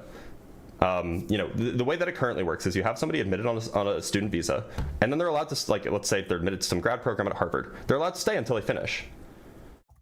And their visa doesn't expire until they're no longer a student. And so, you know, if they finish in 5 years, then they're no longer a student, and now they no longer have a valid student visa. If they finish in 7 years, then after 7 years they're no longer a student. They no longer have a valid student visa. And the point is now, so they were legally here, right? They had a valid visa because they were still a student. The point is now, even if they're still a student, their visa can expire, and now they can be deported. At least as of once September 15th rolls around. Right. How is this a good thing? At the end of the day, I think that there's going to be no issues for these grad students to be able to. Then why is APS so worried? I think that's just the immigration crackdown and them just making sure visas have. No. You can't, APS being able to is the stay American Physical indefinitely is Society. crazy. APS is the American Physical Society. What were you saying with that? APS is worried about this new DHS rule. They're worried that it's going to basically destroy our ability to have foreign grad students in physics. I think that's a little overstated. Okay, well, this is the American Physical Society. This is the largest physics institution, maybe second largest physics institution in the world, and they're worried about it. So maybe that means that they have a good reason to be worried. I think you should be worried. Like, obviously, I would be worried if I wasn't. This isn't. Oh, we're worried because we're going to hurt the grad student. No, this is worried because the American Physical Society cares about American physics. We're making assumptions here. We're assuming that there's no way for them to stay past 4 years. We're assuming that there's no way for them to reinstate it. APS knows certainly more about this than you or I do. I agree, but do they know more about it than Trump, than them writing it down right now, than them the laws they make afterwards on how it works, what like the different ways you can get around. Look, all I'm saying is that if APS is worried about it, you should be worried about it too. If you care about American science. Like let's say, you know, it comes out, and then the next day they're like, oh, if you're coming here for grad school, there's a separate piece of paper you have to sign. You have to sign this other thing. There's a lot of what ifs for something that doesn't say that at all. But doesn't that just make logical sense that that's something that's going to happen? They've done a lot of things that are not rational. Sure. So but using this seems logic like is not going to be a winning card here. Yeah, but this is something that's this would be so. I doubt they're even thinking about it. Doesn't make any sense. I doubt they're even thinking about it. I think it's a thought. I mean, if you're canceling, capping it at 4 years, there is not a single scientist in the Trump administration. I think someone could bring it up to them, you know, about if this is a serious issue. None of the cabinet members are scientists. Who's going to bring it up to them? I mean, I don't know. I guess we have to wait and see. I don't even think any of the cabinet members have a PhD, so they wouldn't even know how long grad school is. I don't know. We're kind of just looking. We're kind of making assumptions of what's gonna happen based on. You're assuming that they're going to somehow fix this problem that they're causing. I'm not saying they're gonna fix it. I think first of all, nobody should be able to stay indefinitely. So do I think they needed to fix that and put a cap on that? Yes. Regardless of how long, regardless of whatever school you're going to, you cannot stay in a country indefinitely. Why? No matter what. What if you're a student? Why not? That's ridiculous. That's ridiculous. That's absolutely insane. Why? To think that Why is it you ridiculous? should have.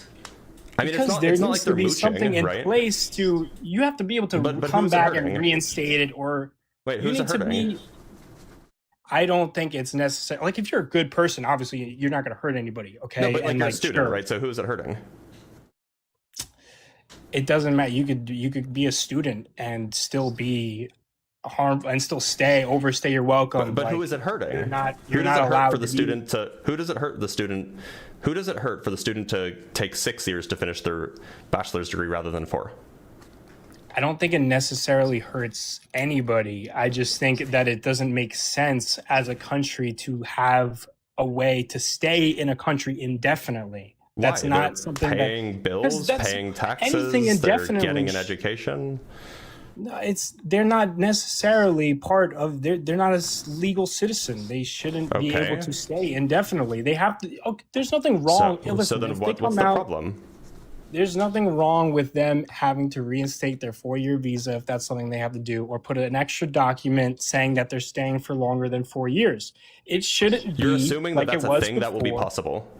I promise it's going to be a thing that's happening. Okay, so now you're making assumptions. If not, okay, I am. But if not, then thousands of people, fix this problem? Of smart people will not be able to come here, which is something obviously we don't want. Is it? Because that's been happening for the last year and a half. But why realistically would we not want that as a country? Like, think about because Donald Trump. Why would he not want smart people in our country? Hold on one sec. Like seriously. One sec. Let me pull something up.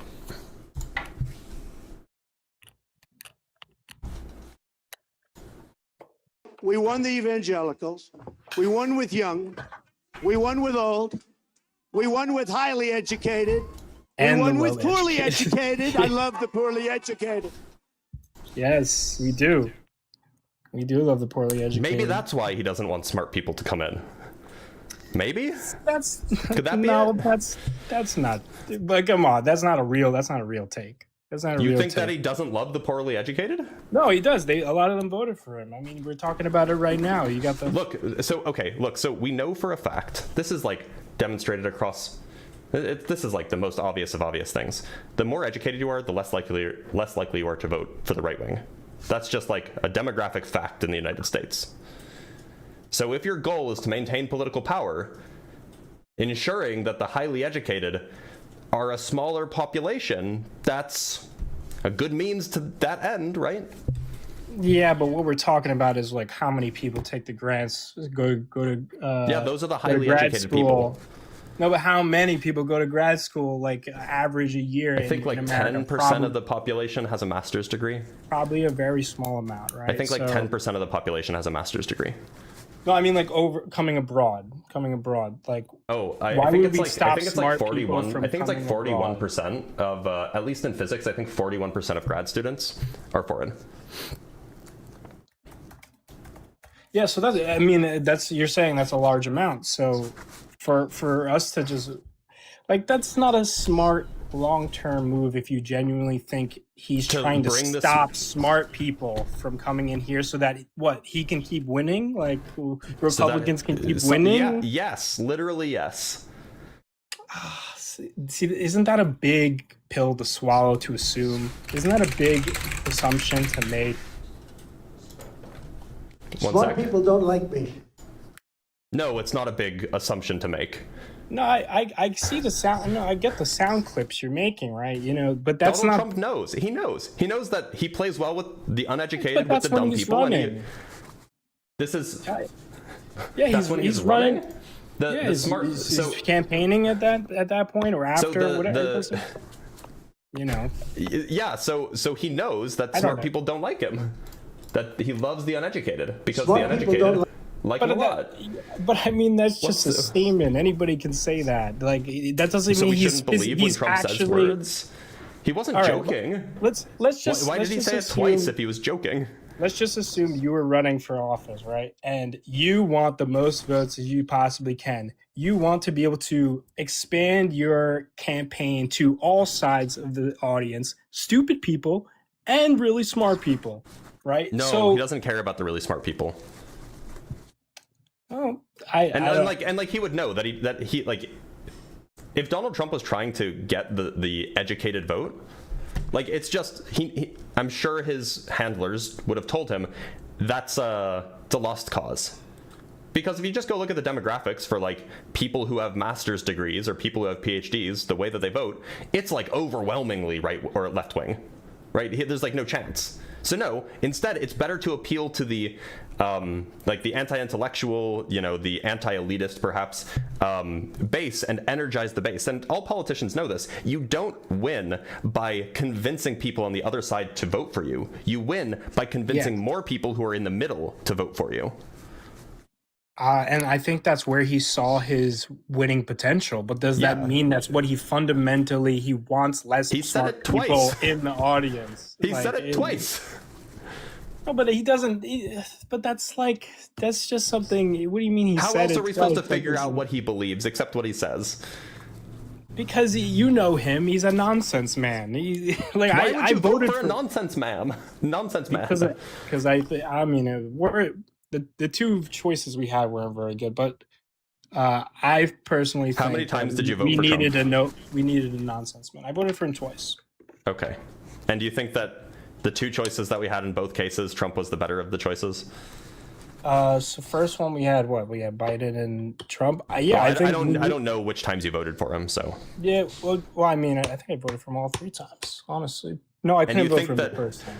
But you would have voted for him the first time. I probably would have. I think we needed someone not political, someone that what do you mean not political? Spoke bluntly about you mean like an idiot? If that's the word you want to use, I mean, that's what people think he's talking like. But honestly, it's what people needed. It's people needed to hear that the smart people are bad and the dumb people are good, and we love the dumb people, and smart people don't like me, but you do.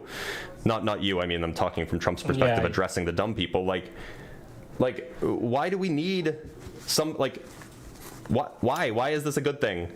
Because I think politics, people were tired of smart political engagement. No, is this like idiocracy? What are we doing? I mean, listen. If anybody, I don't know anybody in the chat who's MAGA, but you know that when you see Trump, it's almost like we're watching a reality TV show, and it kind of puts things. Why would you want that? I don't know. It's because I believe him more. Like I Yeah, so trust wait, you him believe more. him more. Smart I people don't trust like him me. more. I love the uneducated. Those were his words. Oh. But you're saying, oh, he's a nonsense man. Which one is it? Do you trust him more? Or is it that, well, you don't have to believe everything he says? One he is. If I'm surprised he said the uneducated love me. Like that's true. The uneducated probably do love him. The stupid hicks on the rednecks that are like think the world's flat. Yeah, they probably love him because they're not gonna love the people who are like going against. Look, so Flats, you seem like actually like a fairly smart guy, all things considered, and I do appreciate that about you. Like you're a normal guy. The chat doesn't agree. Well, the chat's always going to be mean anyway. But my point is that like, do you? Look, we vote for a lot of reasons, but generally when you vote for something, you're voting for something about a person. So all of the people that you think are dumb, they're also voting for the same guy that you're voting for. Shouldn't that give you pause?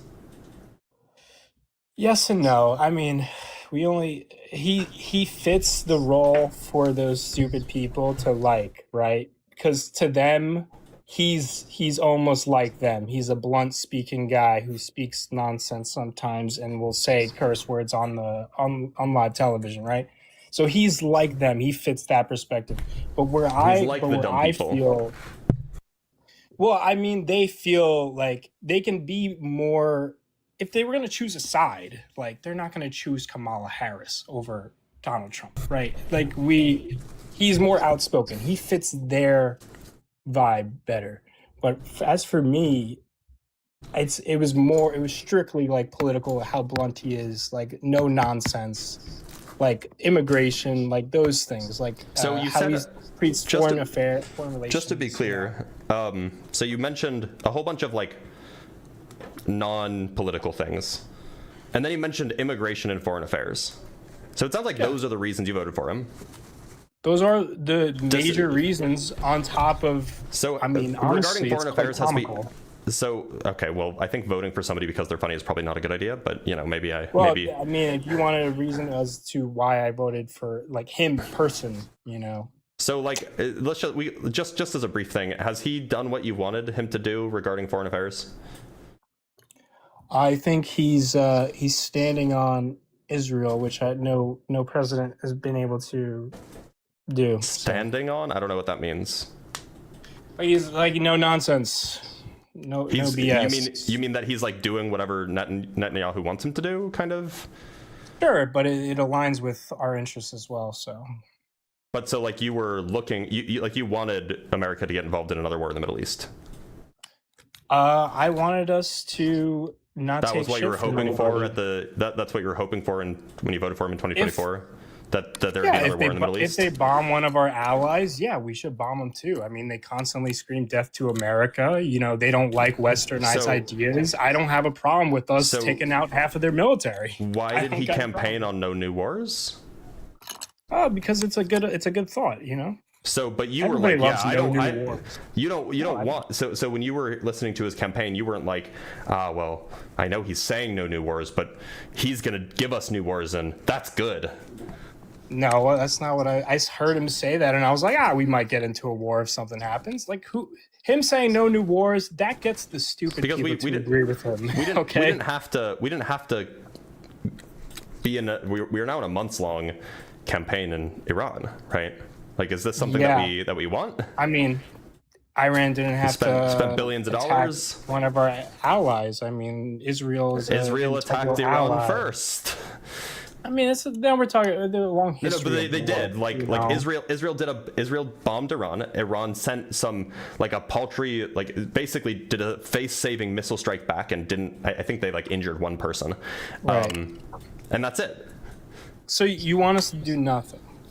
I don't think that we should be in another war in the Middle East. So you prefer to let our allies get constantly. I don't think that Bibi is our ally. By missiles. I don't think Bibi is our ally. Well, we're not talking about him. We're talking about the holy place. It's his government. He didn't have to attack Iran. But it's Israel. I'm not religious, but half the country in America thinks it as the holy place, right? So it makes sense for us to defend such place. Okay. Look, we're not defending it. Okay, this is like if your little brother went up and punched like some bigger guy, and then your little brother got punched back, and now you have to get involved. Like, why did the little brother punch the big guy in the first place? Well, yeah, we Why could was that argue necessary? that. Like We could maybe argue if that your all little day, maybe if your but little what- brother picks a fight with some big guy, maybe your little brother needs to learn a lesson that you don't pick fights. Yeah, no, we could argue that all day. And I mean, isn't that what Trump and what they have publicly been saying recently is that they're getting tired of Netanyahu and like this whole nonsense? Like they're getting And yet tired we're- of it. And So, yet we're yeah, still yes, yet we're still in Iran. Right, but I mean, Iran is not, they're not innocent either, okay?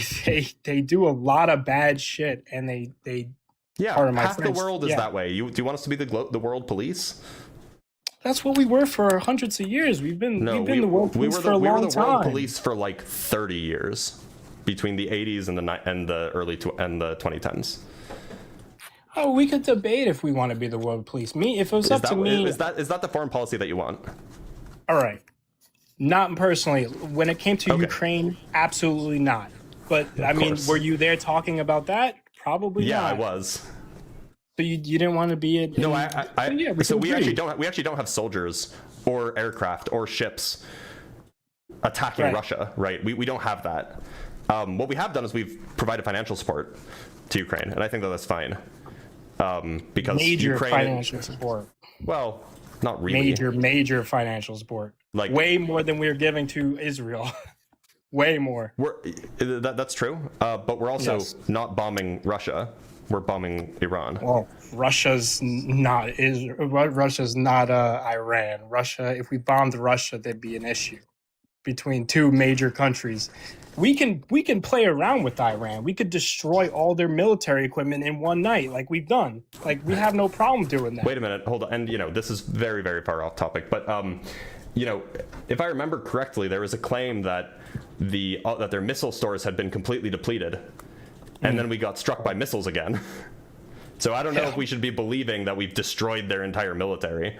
No, I mean obviously they have secret missiles. Why would they keep everything in us So view in our view? I don't know, man. It just seems like that. So look, if I had asked you a year and a half ago, perhaps, whether or not we should get involved in a war in the Middle East, in Iran, I could pay you. I would bet you money that you would have said no.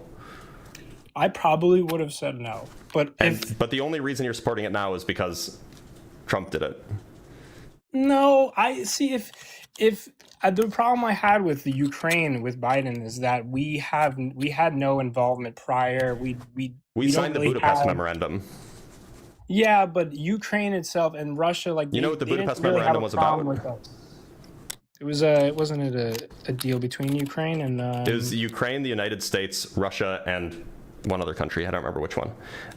And there was also similar agreements in like Kazakhstan. And the point was, if the Ukrainians agreed to give up their nuclear weapons and give them back to Russia, then the signatories of the Budapest Memorandum would agree to defend that country from foreign invasion. So if we were That was like an obliged to international. defend, right? We signed that. The Americans signed that. Right. Did we have to send so much, and did it have to take like be so long? like so far this Iran war. We're quote unquote, legally is obligated to, nothing. yeah. And we don't have but you don't feel we have an obligation to defend Israel? No, there's no treaty that requires that. But I mean, least not as far knowing as I that know. half the country, Also, knowing that we're not half the defending them. country We're is attacking a country that they attacked. yeah, a country who's not very nice. Yeah, lots of countries aren't very nice. That doesn't But mean that this you one in attack all of them. particular, this one in particular is not very nice to America. Lots of countries are specifically. not very nice to America. That doesn't mean that you attack Wait. all of them. This was one of the worst. This is one What? of the worst. So God forbid we Why hasn't help the U.S. invaded North Korea then? because North Korea has done nothing to us, and we actually have a peace. We Sorry, Trump what went did- over what did there, Iran and do to us? they've had peace. What did Iran do to us? It's what their government says they're going to do to us mostly. And Wait, I sorry. mean, What do you think North Korea says about the American government or about the West in general? Like, Uh, I don't know, man. well, Like, it's listen, in 2016, if you remember, there was a big issue with North Korea. They thought we were going to nuke them. Trump went over there, first president in history, first person in history to go over there, and they actually had a talk. They talked it out. And since then, have you heard a peep from North Korea? No, nothing, nada. Since he went over there, so yeah, there was an issue. so with why didn't North he do that in Korea. Iran? He's gonna go to Iran where they have him. He went to they North hung- Korea. North Korea, they're not. It's not Iran. I don't know. I don't know North where Korea you might, think. North Korea might actually have nukes. Yeah, they might. Iran They might have doesn't. nukes. We didn't know that. They were getting a lot of uranium. We were Yeah, we did know using them that. for- Well, the reason they were able to, just to be clear, and again, way off topic, but the reason why they were able to start enriching uranium is because we pulled out of the Iran nuclear deal. Well, Trump did in particular. Yeah, but you don't think they would have tried to make a nuke out of it? They didn't have the capability to enrich it. Because of the Iran nuclear deal, right? Like they were being monitored. They didn't have that. They only started enriching uranium after we pulled out of it. I don't think their government, their people is. Sounds like an awful lot of justification. Sounds like, look, you're younger than I am. This sounds an awful lot like the kind of thing that people said when they were trying to defend Bush's wars in Iraq and Afghanistan. Well, I wasn't around for I know. all of That's it. why I'm reminding you, or that's why I'm telling you. This is exactly what people said back then.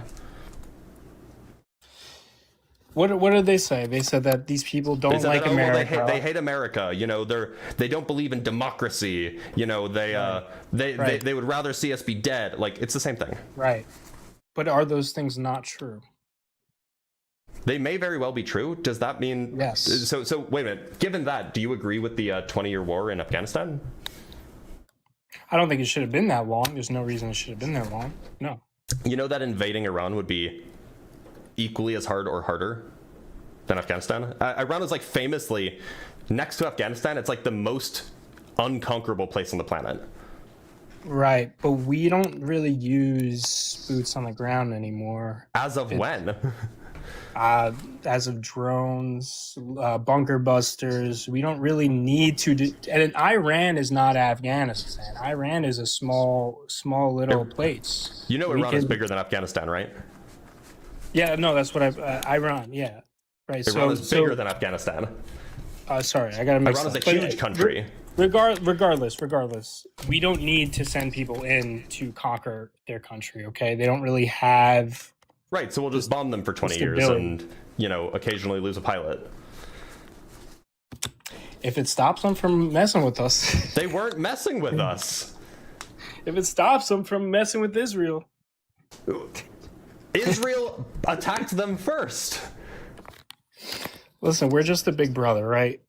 Yeah, and your little brother did something stupid. Maybe it's time he gets a bloody nose. And isn't that what they're talking about right now? Isn't that what we're still in Iran.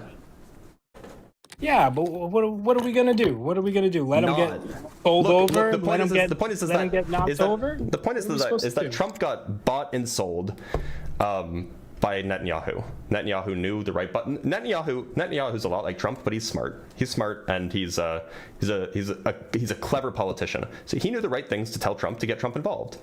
And now Trump realizes that was a mistake, and now he's having a hard time getting out. But the point is that we would have never gotten involved if Trump wasn't in office. Yeah, but but Trump has always said he supports Israel. So this is not surprising by the voters either. You can support Israel without invading a foreign country, or rather attacking a foreign country, because Israel attacked them too. I don't know. I mean, that's a toss-up debate, really, because you can go either way by thinking like, oh, we should defend It just wouldn't have been the allies. case if Kamala Harris had won. It just wouldn't be the case that we'd be bombing Iran right now. Of course not. But also, Israel might be dust. There might not be in Israel if we didn't intervene. Israel has nukes. They would be fine. I don't know. Iran doesn't have nukes. Israel has nukes. They would be fine. I don't know. I mean, I'll never get like upset with us attacking a country who consistently doesn't like our ideas, our our values. Like I'll never be like, oh, that stinks. Like, wait a minute. So I'm like, sorry, you know. Russia doesn't like our values, doesn't like our ideas. So why aren't you okay No, with us Russia's scary. doing Russia that? is scary. Russia is scary. I'm not scared of Iran. No missile from Iran can hit anywhere in the United States. So then why? They don't So have the then capability. why do you care? Why are we spending billions of dollars dropping bombs on them if they can't hurt us at all? Because they're How is bad this good for America? people. How is this? They're How does this benefit America? It makes me sleep happier at night. That's the honest answer. I feel better knowing that these. So the United States is spending billions of dollars. Actually, we can look it up. How much has the U.S. spent in Iran?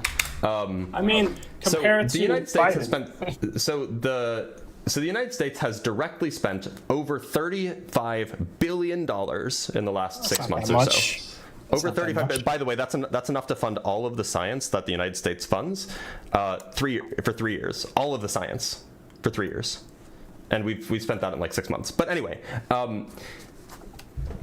that's just what the Department of Defense says, and they're asking for like another $65 billion. But that's neither here nor there. So we've spent $35+ billion at least to go bomb people to make you feel better, and you think that like, oh well, you know, maybe we just need to like. Maybe we need to cut funding to these things because we're trying to reduce our spending. We're trying to, you know, change our budget so that we can be a little bit more responsible. Like, Well, here's another angle. So what just happened? I mean, my headphones just turned off. Can you hear me? That was weird. Can you hear me? Sorry, I can't hear you. My headphones just cut out. I'll keep the chat occupied. Hate when this happens. Okay, I can hear you again. That was weird. You can hear me? It was a Bluetooth thing. Anyway, honestly, What was I saying? I think that you should probably reconsider your support for Trump, given A, the just want one science, last- B, the foreign. Yeah, go ahead. What were we just talking about? The spending, funding. the spending $35+ billion on a 6 month war, or not even 6 months. I think. Right. So and you saying like he's like being bought by Israel and stuff. I Right? mean, obviously, like Do Netanyahu knew we? the right thing to tell him. I mean, you do know that like a lot of officials like we get funded a lot by these countries, and Israel's one of the biggest. Like they give us a lot of funding, right? So doesn't it just make sense? What Not do you by mean peace they give us a treaty. lot of funding? I forgot what We support specifically. Israel to the tune of a few $1 billion a year, I think. Yes, but they have where is it? I don't know, but we all affect each other's countries. Like we all have say in each other's countries. So isn't it just like makes sense like that regardless of peace treaty, whatever we have, like we would defend, we would help. Not defend. I know you we're not defending them, quote unquote, but we would help them just because interests alone, you know. So do you think that like how much should we have spent on Ukraine? Because Ukraine's interests are aligned with ours. Yeah, but I mean, are they the Holy Land? Does half the country agree, like, believe that they're the Holy Land and like No, it they just be grow sacred? like half of the world's wheat. Yeah, but I mean, how are you gonna get everybody to see the significance of that? You know, like. All right, no, you're gone. You're gone. No, obviously stupid. Obviously stupid take. They grow half the world's wheat. How are you gonna get people to see the significance? Come on. It's like look. You sound like a fairly critical guy when it doesn't come to Trump, but then like when Trump comes up, it's just like your brain turns off. Like, come on. Use your noodle. It might be immigrants. Let's be real. From Simeon Urchin with the $2, officially leaving the 18 to 24 age bracket today. Well, congratulations. I'm so proud of you. From Spaghetti with the $5, I'm MAGA, but I'm not anti-science. So you're just racist, cruel, and xenophobic as a character trait, not a religious reason? Oof. Yeah, so what that makes it sound like, I mean, he gave the two reasons. It's immigration and foreign policy. And the foreign policy that he's okay with is the foreign policy that is bombing other countries. And the other thing is immigration. He just wants to keep America for Americans, which, you know, like, I don't know. I'm not going to be as quick to say as racist and xenophobic, but like, those are the kinds of things that racist and xenophobic people say. From Hotep Nefer Ra with the $2, sorry, 2 Canuck bucks, science and logic and love versus religion and war and myths. There we go. What is the Vulcan saying? Vulcan saying, what is it? Infinite diversity and infinite combinations, super based. From Wiz Nilly P with the $5, Michelle Thaler was on Star Talk. She gives a first-hand account of the effects of cuts on NASA specifically. It's right at the beginning of the pod. Interesting. Yeah, you guys should check it out. From Empiricist with the $5, I love when my oncologists have a healthy split on whether cancer is good for you or not. This promotes good outcomes for patients, right? Isn't it super good? Super Saiyan in Solid Snack with the $10. Do you have any comment on Dave Farina's extended crash out on Israel and Destiny? I think having a mentally unwell person like Dave in the community is extremely harmful. Yeah, so I was wondering, like, so he's made a lot of stuff about like a lot of his content generally is really good.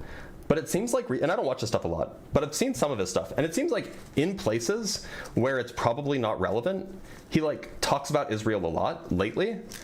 And I was very confused about this, so I actually Googled it. It turns out his wife is Palestinian, right? So like, I can understand why he would crash out.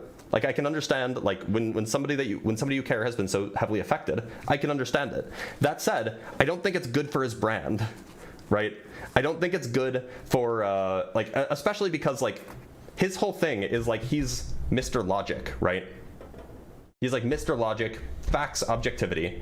But like some of the things that he's saying are like very emotionally driven. Now they're not necessarily false, but like, I don't know, man. Like, should he really be doing that if he wants to keep his brand of like Mr. Science? Like, it makes a lot. It makes a lot of sense, and I can understand where he's coming from. But like, I don't know, don't make an hour-and-a-half video about like some political commentator because the political commentator talked about you on, like, I don't know. It was also like it seems like he hasn't looked at any of the stuff critically. Like, there's a lot of critiques that you can make of Israel and like very good justifications for thinking that Israel is like an apartheid state and all these things, right? But like he started doing like I did see one clip, and you know, it's just a clip, so who knows, but I did see one clip where he was doing like the Jews are just Europeans trope, which is like that's really not true. So yeah, I would have expected better from him, at least in that regard. Like, don't do the go back where you came from, Jews are just Europeans, you know, they're trying to suppress this. Like, that's maybe Destiny deserved it. I didn't watch the clip, but it's just like like a lot of the talking, like, look, okay, so, and you know, we're being political here because this is what we're doing. I sympathize a lot with a lot of the pro-Palestinian points. I think that like a lot of what Israel has done has been atrocious, like horrifying. And so generally that is the side that I take. There is a small segment of the pro-Palestinian side that also just does like conspiracy theories, right? And like, you can do one without the other, and you shouldn't do the memes, right? Don't do the memes.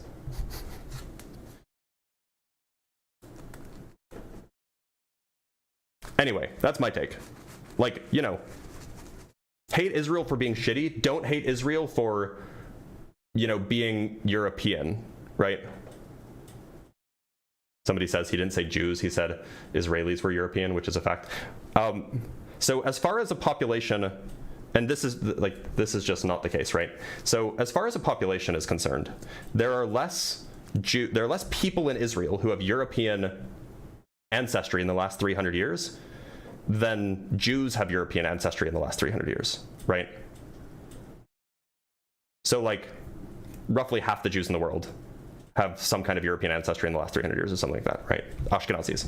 And almost all of the Jews in the United States are Ashkenazi. That's like roughly half the population. But in Israel, first, you have like 20% of the population is Arab, so definitely not European. So those are Israelis, right? They're Israeli citizens. Second, of the Jews that are in Israel, something like half have Ashkenazi background, and the other half have like Sephardi or Mizrahi background. And so it just doesn't, it would be even less true if he said that Israelis were European than if he said that Jews are European. So it's just like a weird take, and like he probably shouldn't be making those takes if he's not well researched on them, which he's clearly not. Like, I've had enough conversations with like Black Hebrew Israelites that have looked into this. Like, the genetic evidence is like these arguments are basically like race science, and it's really cringe. So anyway, he should not do that. He should stick to happy to talk. Like, if he wants to talk about politics, stick to things that are objective and well researched. He's apparently not objective and well researched about this particular subject, at least as far as like, you know, Jewish origins, Israeli origins, and stuff like that. I don't know. That's cringe, and I think that he should probably avoid the conspiracy theory talking points. Anyway, from Simeon Urchin with the $2, this guy's cognitive dissonance is pissing me off. It was a little bit much, yeah. From Adam Hurst with the $20, this one is a hardcore racist bigot. I didn't get that from him, and if he was at least hiding his power level. So, you know. From Veronica Cromit with the $5, they want to put the smart people in jail and fill the universities with people who agree with them. It's so obvious, they keep saying it. They do basically keep saying it. And in fact, like if you go look at various institutions, universities in red states have started like cracking down on what's allowed to be taught, right? Like that's rough.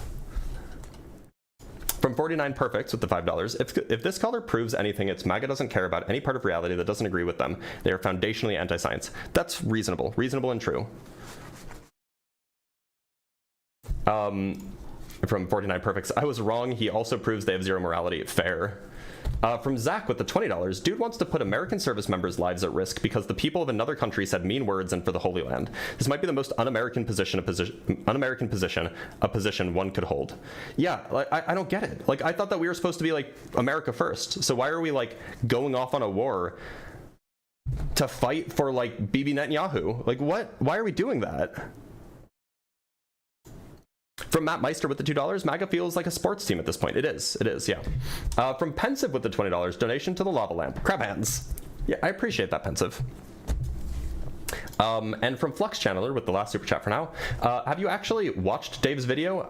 I think if your criticism of him here is that he shouldn't be speaking on something outside of his wheelhouse, I watched like the first half and I didn't have time to finish. I watched the first half and like the last third, so I did watch a big chunk of it. And so like a lot of the points that he made, like a lot of the facts of what was happening on the ground are absolutely true, or at least they seem justified, and perhaps, you know, maybe they're not true, but at least they seem well researched and they seemed true to me. They seem just as true. It's just like the claims that he's, and I did watch this, the claims that he's made, so like some of the claims that he's made are just like weirdly like unrelated to Israel and like are weird about Jews. And like, look, that hits me hard. I'm Jewish. So like, of course I'm going to be sensitive to that. And of course you should listen to Jewish people when they say this guy's something sus about this, right? I'm not saying he's an anti-Semite. I think that he's probably wholly uncritical about a lot of the claims being like, I think that he basically turns off the critical part of his brain when it comes to Palestine, because he has a personal connection to it, and I get that. From Waftcast with the $2, if atheism really happened, where are nothing fossil? That's a good bit. And from Adam Hurst with the $5, I'm from Kentucky Blitz. I know them when I see them. You're welcome for the 20. Well, I appreciate that. And look, now I'm going to start like a, there's going to be like a whole argument between like there's going to be like a whole Israel-Palestine thing in the comments at this point. Just like, you have a personal connection? Yeah. So like when somebody says something that like has like anti-Semitic undertones, I'm definitely going to have an ear to it, and I'll be like, oh yeah, that's suspicious. I definitely have a personal connection. That's why I'm sensitive to it, which is the same reason why I can understand why Dave is sensitive to, you know, the atrocities and the grotesque things happening in Palestine, right? Like, I can 100% understand the sensitivity, right? All I'm saying is that because he's sensitive to it, he's let that affect his judgment with regards to, you know, other things that probably aren't appropriate. That's the criticism here. I'm not saying that he's a bad person. Anyway, let's see if we have some guests. We do have a guest. Dave Smith. Is that the Dave Smith? Wait, no. I don't know. Let's bring up Dave Smith. Dave Smith, how's it going?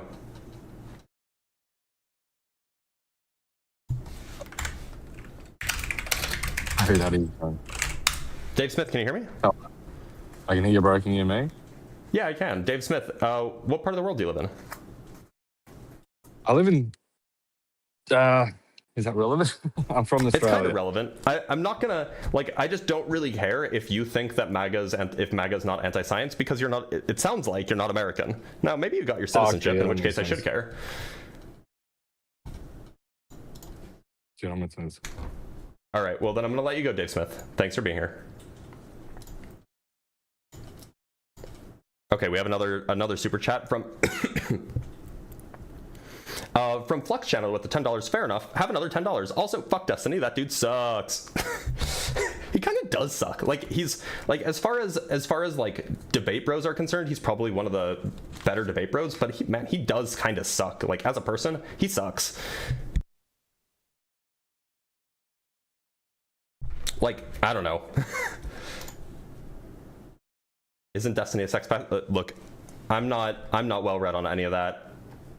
I don't want to say anything that will get me in trouble legally, so I'm not going to say anything. I just think it kind of sucks.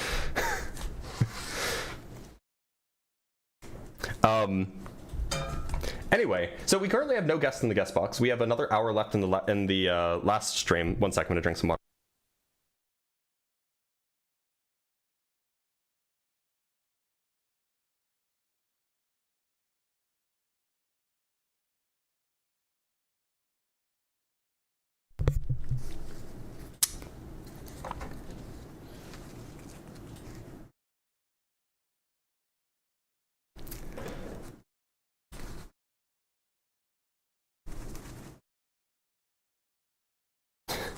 Apparently I'm on fire. Anyway, so if you guys think that MAGA is pro-science, if you think that MAGA is not anti-science, if you're pro-MAGA and you like science, come up and I'd love to talk to you. Because otherwise, it just seems like all of the pro-MAGA people are just not... Fix the mic again. What happened to the mic? Did something happen to the mic? Fix the mic gain. Testing, 1, 2, 3, testing. Okay, it seems like it's fine. Oh, I need to turn it down, maybe? Would you ever do a collab video with Professor Dave? Yeah, probably. I mean, we talked about collaborating like a year ago. He wanted to, but I just didn't have the time to, you know, he basically wanted me to help him write a script on relativity for like a course that he wanted to do. I just didn't have the time for it. So, you know, I had to turn him down. But, you know, he's been like, he's one of the biggest flat earth debunkers. He has like his lectures on organic chemistry, I hear, are very good. So, you know, mic has been shit all day. I'm so sorry. I did not know that the mic was shit. It's the same mic. Let me fiddle with the cable maybe. I don't know, is that any better?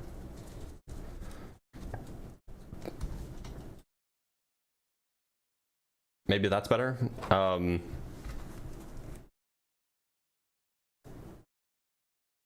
I'm in the UK, I'm still mystified by MAGA. How's that working out for you guys? No, it's not working out well. I don't think the mic has been. Oh, okay. It's a TikTok issue. Okay, that I can maybe fix on TikTok then directly. What if I do that? Is that any better? Maybe. Huh. Weird. Well, we do have a guest. Tai the cat. Tai the cat. How's it going? It's good. I want to talk about what you meant by like MAGA is anti-science. I'm not MAGA at all. I just wanted to get your opinion. I don't really know what that means. Yeah, what it means is that the people who call themselves MAGA tend to reject the scientific consensus more frequently than the rest of the general population when the scientific consensus that they're rejecting is politically inconvenient. And MAGA policymakers like Trump, like the administration, like Congress, these policymakers implement policies and implement rules that are hurting our ability to conduct science about those things that are politically inconvenient for them. And it seems like they're doing it intentionally. That's what I mean. Oh yeah, thank you. That's all I wanted to know. Of course. Thanks for being here. Well, since all of the MAGA is running away fearfully, which is, you know, unfortunate and rough. Sorry, I just want to double check something on Discord. Oh, have I not been? Ooh.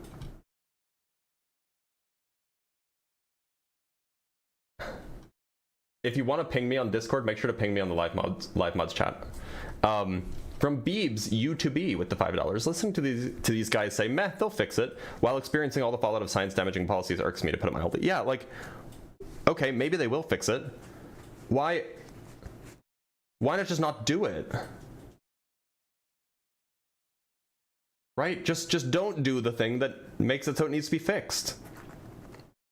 And to be clear, he never did give me a reason why it's dangerous for students to stay for however long they're going to stay for, right?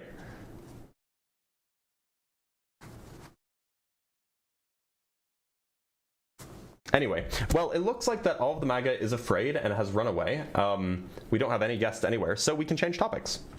Because, you know, that always works. So let us just kind of broaden the scope a little bit. Let's broaden it. You know, broaden it.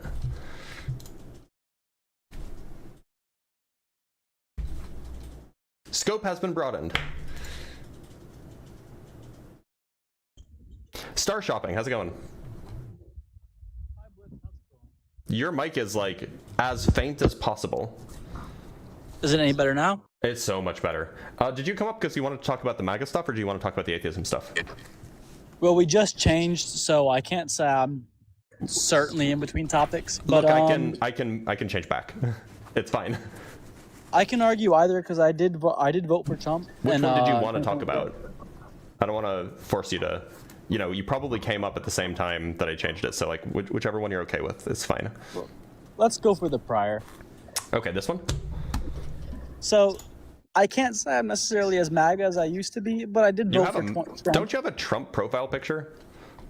That is Trump, but it's more of like in a meme sense because that's Trump pointing to the Mac Miller album, Okay. and that was almost to make fun of him. You know, that was Okay. Donald Trump, Mac Miller's album.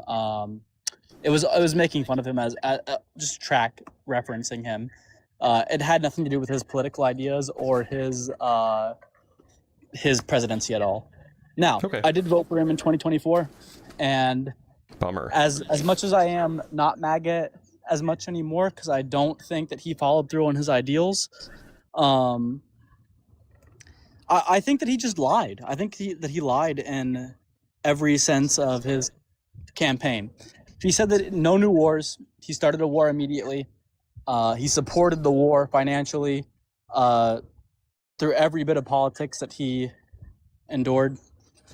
I agree. I kind of think that you don't want me up here because I'm not going to argue against Trump's side as much as you look, want me to. I mean, like, if you're not MAGA, then you know, I'm not gonna say I don't want you up here, but like, we probably won't disagree, right? But the point is, the point of the live stream is just to point out, like, look, even if you like Trump for other reasons, which, you know, who am I to tell you that you shouldn't? You Right. shouldn't like Trump because he doesn't like science and he's doing his best to harm science. And I think that that's bad for everybody, not just because I'm a scientist and I'm obviously biased, but like, you know, our lives have gotten so much better because we've spent so much time investing in scientific infrastructure. And, you know, it seems really bad and cringe and bad for America to do that. So, look, if you agree with me on that, then we should probably talk about the other topic. No! No! He did it. He did the thing. All right, let's bring up Squant. Squant, how's it going? Yeah, good. Squant, did you want to come up to talk about the God topic, or did you want to talk about the... Okay. All right, Squant, what's up? I'm an atheist. I assume you're not. Why should I believe in God? No. Well, I just wanted to ask a question, like a science... you know about personal experiences people have... they see, or they feel the touch of God, or they hear his voice. I was wondering, is there some kind of, like, if it happens to so many people, is there a scientific explanation of what's going on in the brain? Probably. I thought you might know being a scientist. Not offhand, I'm not a neurologist. What do you think it like? Do you think they're all just having the same hallucination, or? So my understanding, and again, not a neurologist, but from what I've heard, if you look at the kinds of brain activities that happen during extreme religious experiences, they happen in similar parts of the brain as the kinds of hallucinations that happen for people who have hallucinations. And so it at least seems correlated. They seem like they're perhaps related phenomena. So you think it's all just hallucinations? There couldn't That at least possibly seems be anything plausible. more to it. It seems plausible, yeah. Okay, it's just.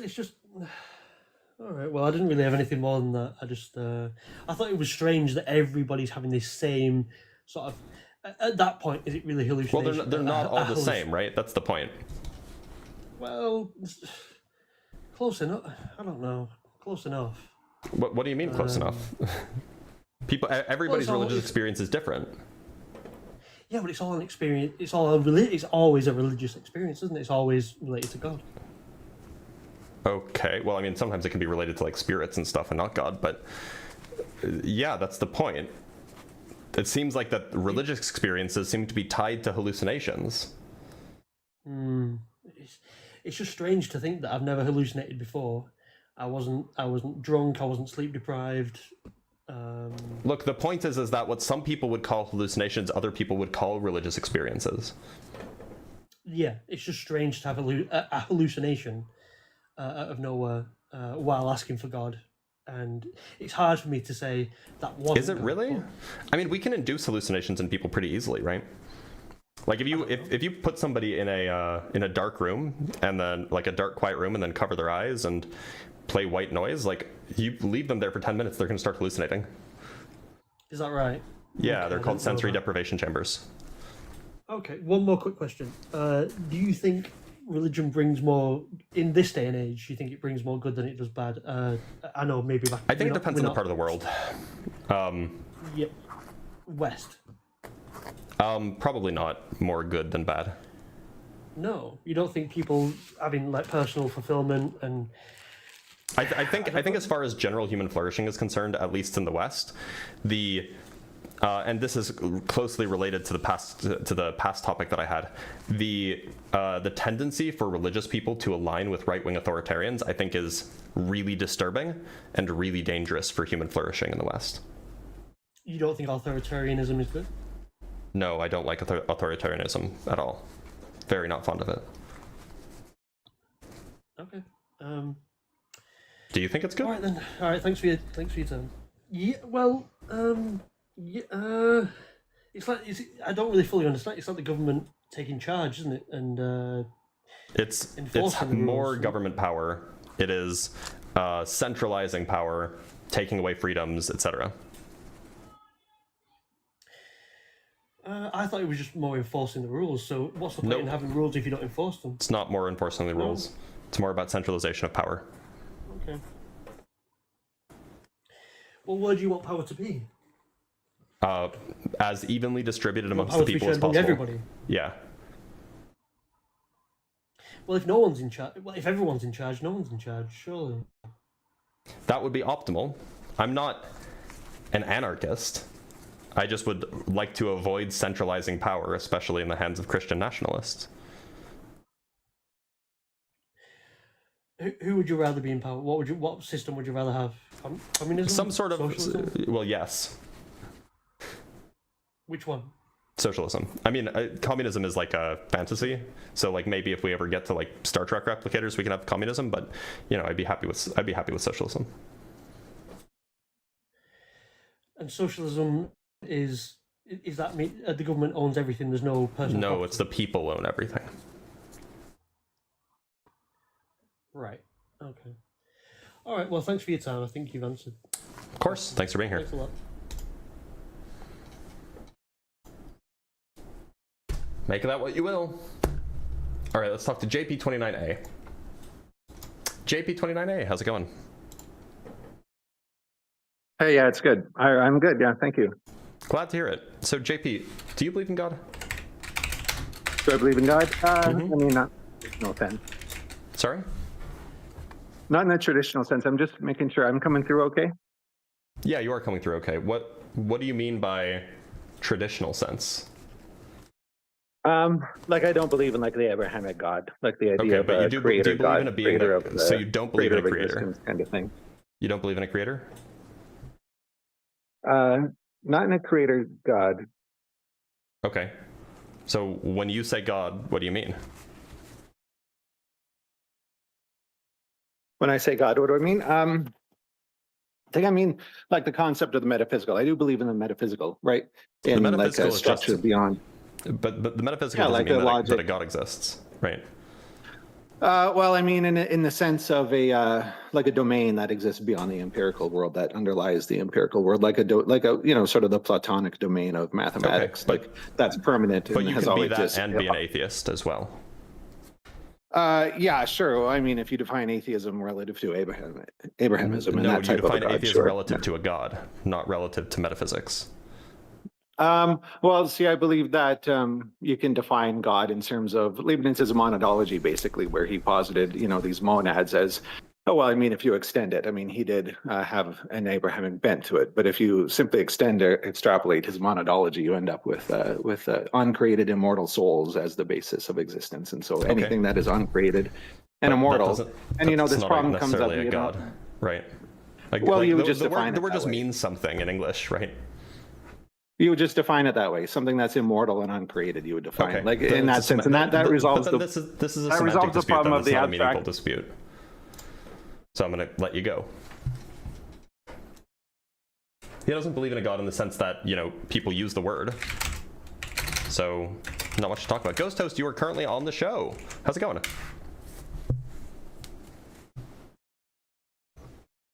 Ghost Host, you got to unmute yourself. And you have to undeafen yourself.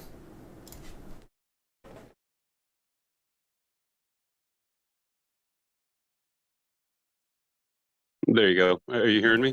I can hear you. Ghost Host, how is it going? I'm chilling. How you doing? I'm doing all right. Ghost Host, do you believe in God? I do. I might be similar to the last dude, and you might say we're not disagreeing enough. Yeah. You had a problem with him using the monadology like that. You're saying that doesn't count as a god because it's not a creator. It's just not what people mean. Right? It doesn't have to be a creator. You could believe in like for example, in some sense, like Zeus is a god, right? It's like some perhaps supernatural being. Like Zeus isn't a creator, but Zeus is still a god. So it's like some sort of supernatural being. Now, typically that being is some sort of supernatural being that has some relationship with the cosmos or something. Now, typically in the West, we understand that to be like some sort of creator or some sort of ultimate foundation or something. But there are other notions of God. It's usually like a singular mind, like a person that has some characteristics. It's not just like anything and everything metaphysical, right?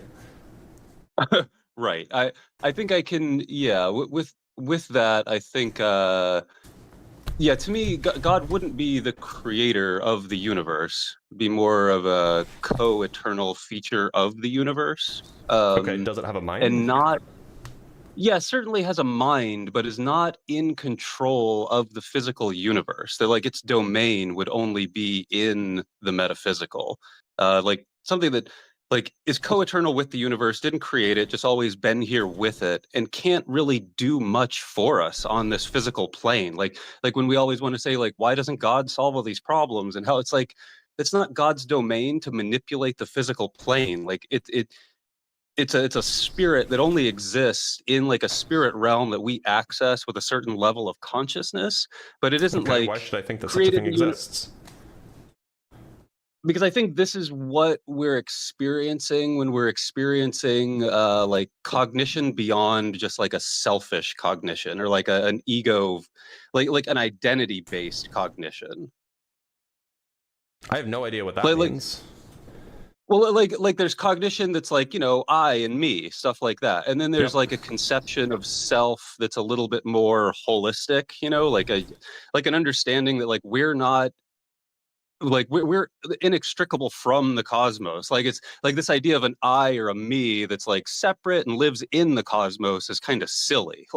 You're a part of it. Whether so this idea of even speaking from kind of like a Buddhist thing, to say I is a little bit silly, Sure, but what does that have to do with this mind that is co-eternal with the universe? How are those two things related? That's what I think when we're operating at our best, that's what we're accessing is the universal mind that realizes we're all breathing and breathing the same air, drinking the same water since 5 billion years ago, that there isn't really a separate identity. Right, but why should I think that that's true? Right. I think I understand where you're coming from. I think I understand what the point of view is. I'm just asking, why should I think that the point of view is true? Well, I mean, in yourself, don't you like feel that when you're making decisions that there's like multiple versions of yourself to make the decision? Like you can make an emotional decision or a rational decision, or make a decision that kind of watches your emotions and rationality. Perhaps, but that doesn't seem like it points to like some co-eternal mind that we're all accessing. I don't see how that's related. It doesn't point to a co-eternal mind we're all accessing. Okay, so we're just accessing, I don't know, like I don't the think we're EM accessing anything. field. I don't think we're accessing anything. I think that we have a mind, and that mind is a feature of our brain. Our brain has a lot of different things that it does. So okay, so you'd say like a cognition that's devoid of selfhood would just be you're just experiencing electromagnetism or something. I don't know what you mean by cognition that's devoid of selfhood. Can you elaborate on that a little bit? Yeah, so like let's say first level cognition would be like, I'm just experiencing my emotions, and like I am angry type thing. And then second level would be like, well, I'm not angry, like I'm witnessing anger like in part of my mind, but I can choose to feel it or not, kind of. Like third level cognition would be like where we do math, where it's just like an empty space grid where we, see that, holes can be divided into halves and put back together as 1 + 1 = 2. And there's not really any emotion in there either. It's like there are different places where we operate the I from. These all just seem to be different ways that the mind operates, and it seems like it's totally within the realm of happening in the brain. Sure, but what's happening in the brain is different patterns of EM, and we want to call some of those like better and worse patterns. Like some of those patterns are worse. I don't know what you mean by better or worse. Let's say the pattern that I let be me that's just angry and screams at my friend is not as good as the pattern that sees my friend as something very similar to what I am and has compassion and doesn't yell at him. We can like make it like a moral judgment, and we can say, oh, you shouldn't yell at your friends because it's morally wrong, and then we can talk about where morality comes from. But that's kind of a separate argument. I assumed that you meant like higher quality. I'm saying I feel that my agency, consciousness or something. Like my agency and free will is in a different place if I can choose to not just be pushed around by my emotions. Like instead of choosing angry option 3, I choose to not be angry. You're more mature, say. You're more experienced with controlling your emotions. Right, but technically what that more maturity is that like I have more direction over the EM patterns in my brain than them directing me. Like what is that? It would be closer to something like your patterns have developed over time through experience. We have neuroplasticity, so your neurons rearrange themselves and their networks rearrange all the time. Such that your emotions are not the dominant patterns all the time anymore.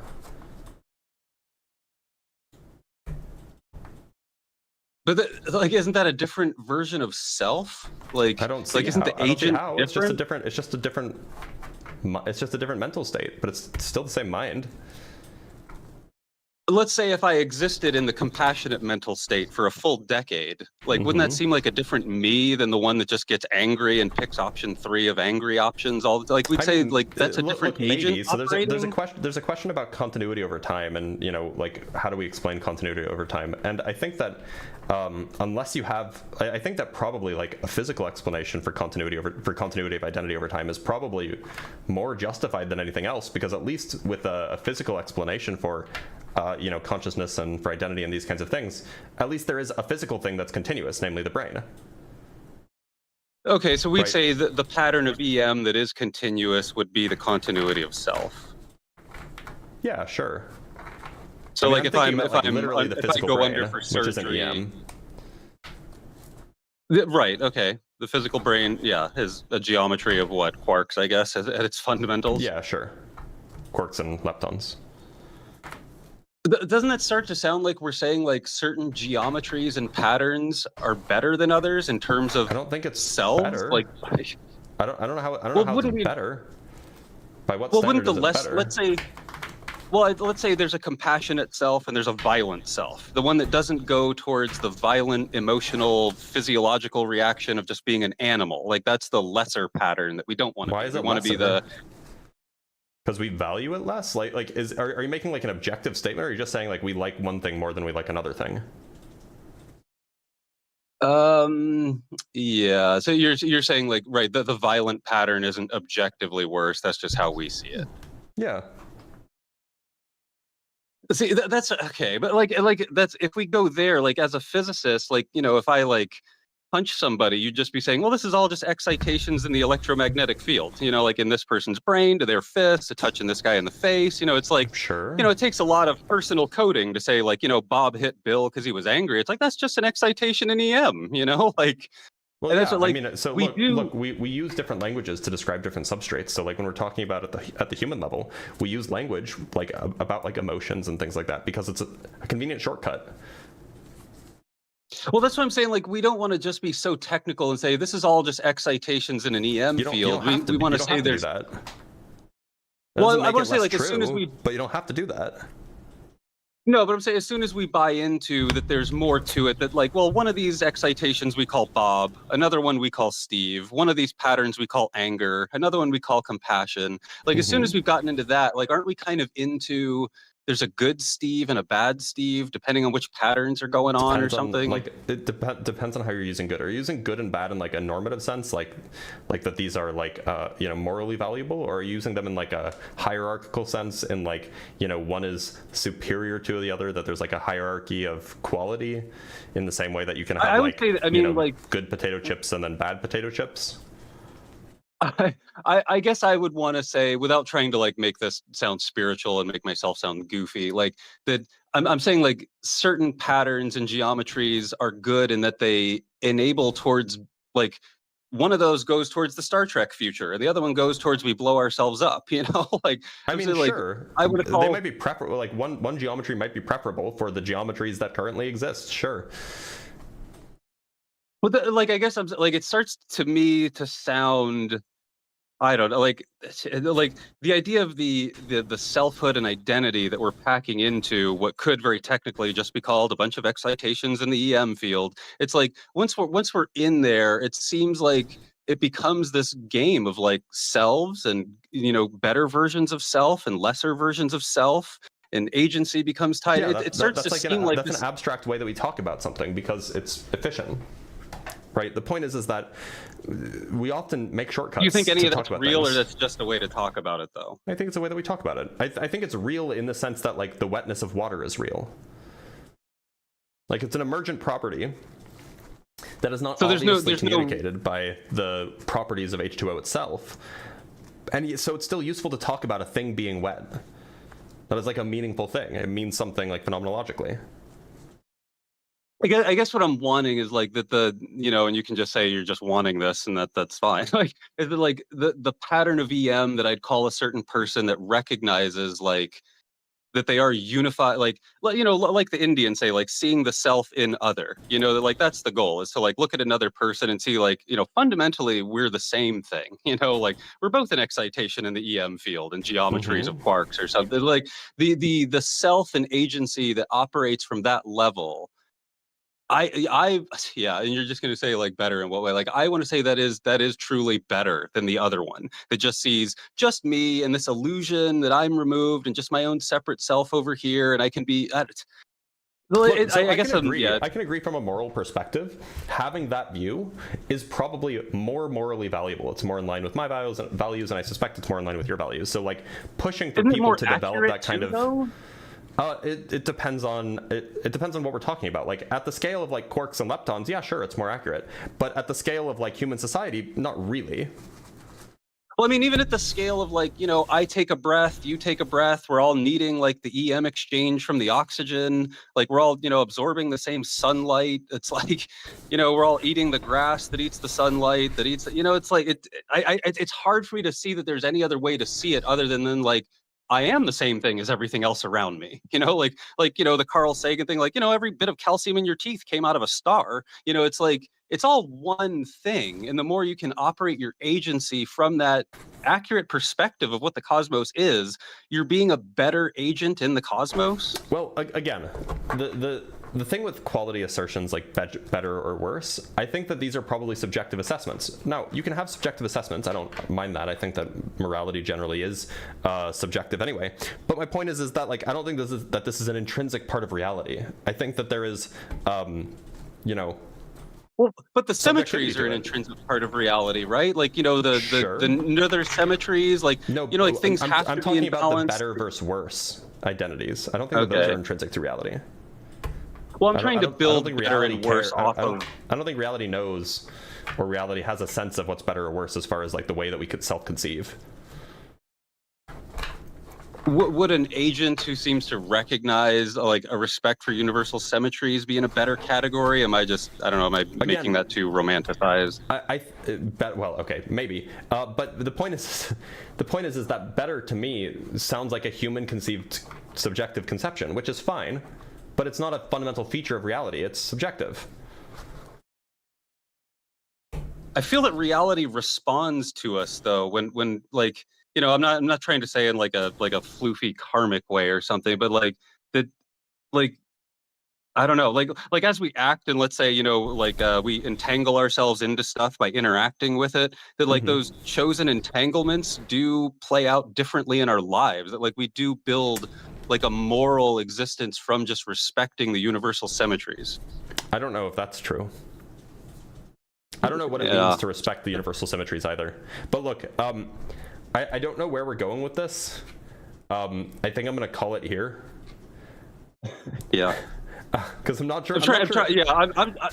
I'm trying to get to the there's something, you know, like that it's whatever this selfhood is slightly epiphenomenal of just being an EM pattern in geometry. Sure. And then like when we operate agency from that space, we do more than just the reptiles eating each other. Like it's more than just I think that that's a mistake. I don't know. I think that thinking that we're somehow higher or better than reptiles or, you know, fish or whatever, I think that that's a mistake. That could be completely right. All right. I can't say I know differently. So, all right. Thanks, man. Thanks for being here. Take care. He was plenty corrigible. Is that the right word? Hello, sir. I would like to debate your opinion. How old are you? Right now, 19. Birthday 2007. I got a baby voice. I'm sorry. It's not my fault. What is one major theme of To Kill a Mockingbird? I never watched that. It's a fucking book. They still teach that, right?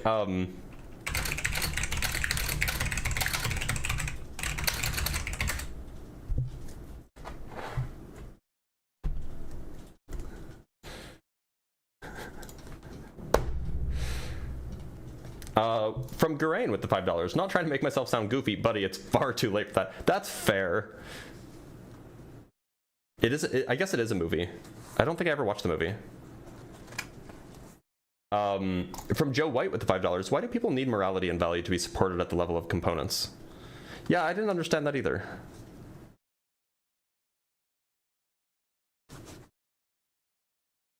I should also ask about The Catcher in the Rye. Yeah, it is. It is about a court case. Yeah, Atticus Finch, the good guy lawyer. What's a W-2? That's fair too, yeah. What's a W-2 is a good one.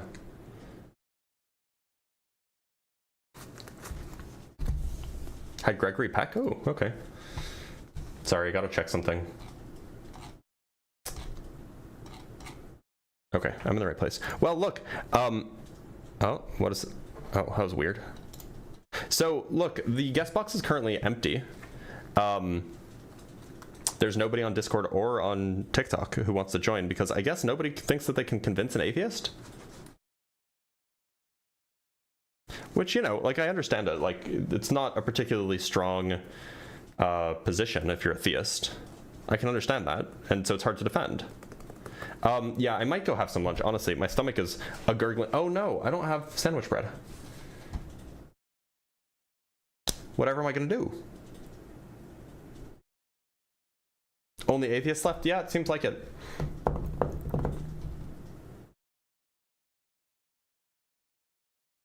I guess we did win. All right, well, since we won, and since it's already 11:30, we might just end the live here. I got a phone call from somebody that I don't know. Oh, I do have some cash apps that I should read though before we do that. And then if we get a guest, then we'll get a guest. So, from L'Oreal with the $25, send in just some nice emojis. I appreciate you, L'Oreal.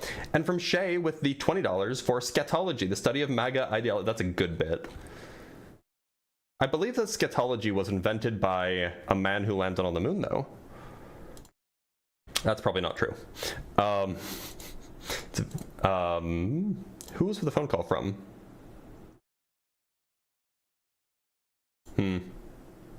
Okay. All right, well, that is everything then. I guess we're going to end the live here because apparently everybody's too afraid. So thank you guys so much for being here. Thank you guys so much for supporting me. I know that we had essentially one quality conversation. Maybe two. But honestly, it was a good... Oh, we have a guest. I lied. We're not ending the live stream here. We have a guest from Joe Builder. Joe Builder, how's it going? Hey, sorry. Let me jump on here. Are you talking about MAGA or only atheists? Honestly, either one's fine. Okay. By the way, you should turn off. There's like some sort of thing going on in the background. Oh, a fan. No, it was it was repeating back my words. Okay, yeah, I was listening. Okay, yeah. So, you want me to jump into it? Yeah, which topic? MAGA. Okay, yeah, sure. My thought process here is pretty straightforward. You're not talking MAGA, you're talking conservative versus liberal. When it comes down to it, you end up merging the two and falling back to MAGA, and which is your definition of anti-science, and MAGA makes it hard to defend, but you're really constantly talking about liberal versus conservatism. Well, I have specific polling data about MAGA specifically. But you people, often like self-identified MAGA Republicans versus non-MAGA Republicans. I thought the Mormon study you often say as an example. No, that wasn't the Mormon study. The Mormon study was just about conservatives and liberals because we don't have specific data on MAGAs and non-MAGA Republicans amongst Mormons, but we do have data on MAGA versus non-MAGA Republicans as far as the views on climate change, for example. But I'm not saying that you've never mentioned that study. I'm saying that you often smuggle in stuff to speak to liberals. Well, liberals. 85% of conservatives in the United States are MAGA. I have no idea. But like what I would say is the vast majority, and okay. like when we're talking about MAGA, we're talking about like Trump and Trump's administration because he is the MAGA spokesman, right? He is the king of MAGA. Yeah. So like I'm criticizing people who are conservative and pro-Trump, which is like 85% of them or something like that. Yeah, but I think if you were more honest, you could just sit there and say, conservatives are whatever, descriptor you want on that. I think that's fair. But to put it up behind your screen to say MAGA is anti-science versus a more truthful, which is, is MAGA anti-science false? Because if MAGA is a subset of conservatism and conservatism is anti-science, then it's true that MAGA is anti-science. And I'm not talking about conservatism broadly, because there are plenty of conservatives, not many, but there are plenty of conservatives who are not MAGA. I'm talking specifically about the Trump-supporting conservatives. Yeah, but to me, you're constantly smuggling in just conservatism versus MAGA. Constantly? Right? I mean, the conversation that I had with the other guy for like an hour and a half, I brought up two studies. One was the Mormon one, which was just about conservatives. The other one was specifically about MAGA versus non-MAGA. So there were two studies that were brought up. One was specific about MAGA, and for the rest of the conversation, we talked about MAGA policies as implemented by MAGA leaders. That's fine, but when you bring in you can't say on one side, I'm going to to me you're smuggling in. You broaden it when you have a weaker guess or a weaker talking point, and then to me the through line you're trying to get across is liberals versus conservatism, and that's to me. I'm talking about the current branch of American conservatism that's in power today, which is called MAGA. Yeah, but then you reference the study. old school conservatives who would have been called conservative in like 2004, and those conservatives may not align with MAGA. So that's why I'm not referring to them, because I'm more interested in the policy positions and the policy prescriptions that are being put forward by the MAGA movement. But you are by proxy of bringing up studies that talk about conservatives versus liberalism, and there's many other. You understand I'm using that as a proxy for MAGA because MAGA is overwhelmingly representative of, or because conservatives are overwhelmingly represented by MAGA. Unless the only way your criticism works is if you think that the MAGA people, the MAGA conservatives, just happen to be in the small fraction of conservatives who are not, for example, not anti-evolution, whereas the non-MAGA conservatives are the ones who are anti-evolution. But statistically, the probability of that being the case is extraordinarily small. So I'm using a larger population, which represents us, or I'm using a larger population, which MAGA is representative of, to describe a phenomenon when the specific data about the smaller population is not available. But that's a totally normal thing to do. It's a totally normal inference to make. Well, I think the inference that you're making is, a judgment call on conservatives in general, which it's fine. No, I'm using data about conservatives to make. I'm using data about conservatives to infer data about MAGA. Okay. I don't need to belabor the point. I believe it's up to the viewers to understand if that's what's happening or not. Okay.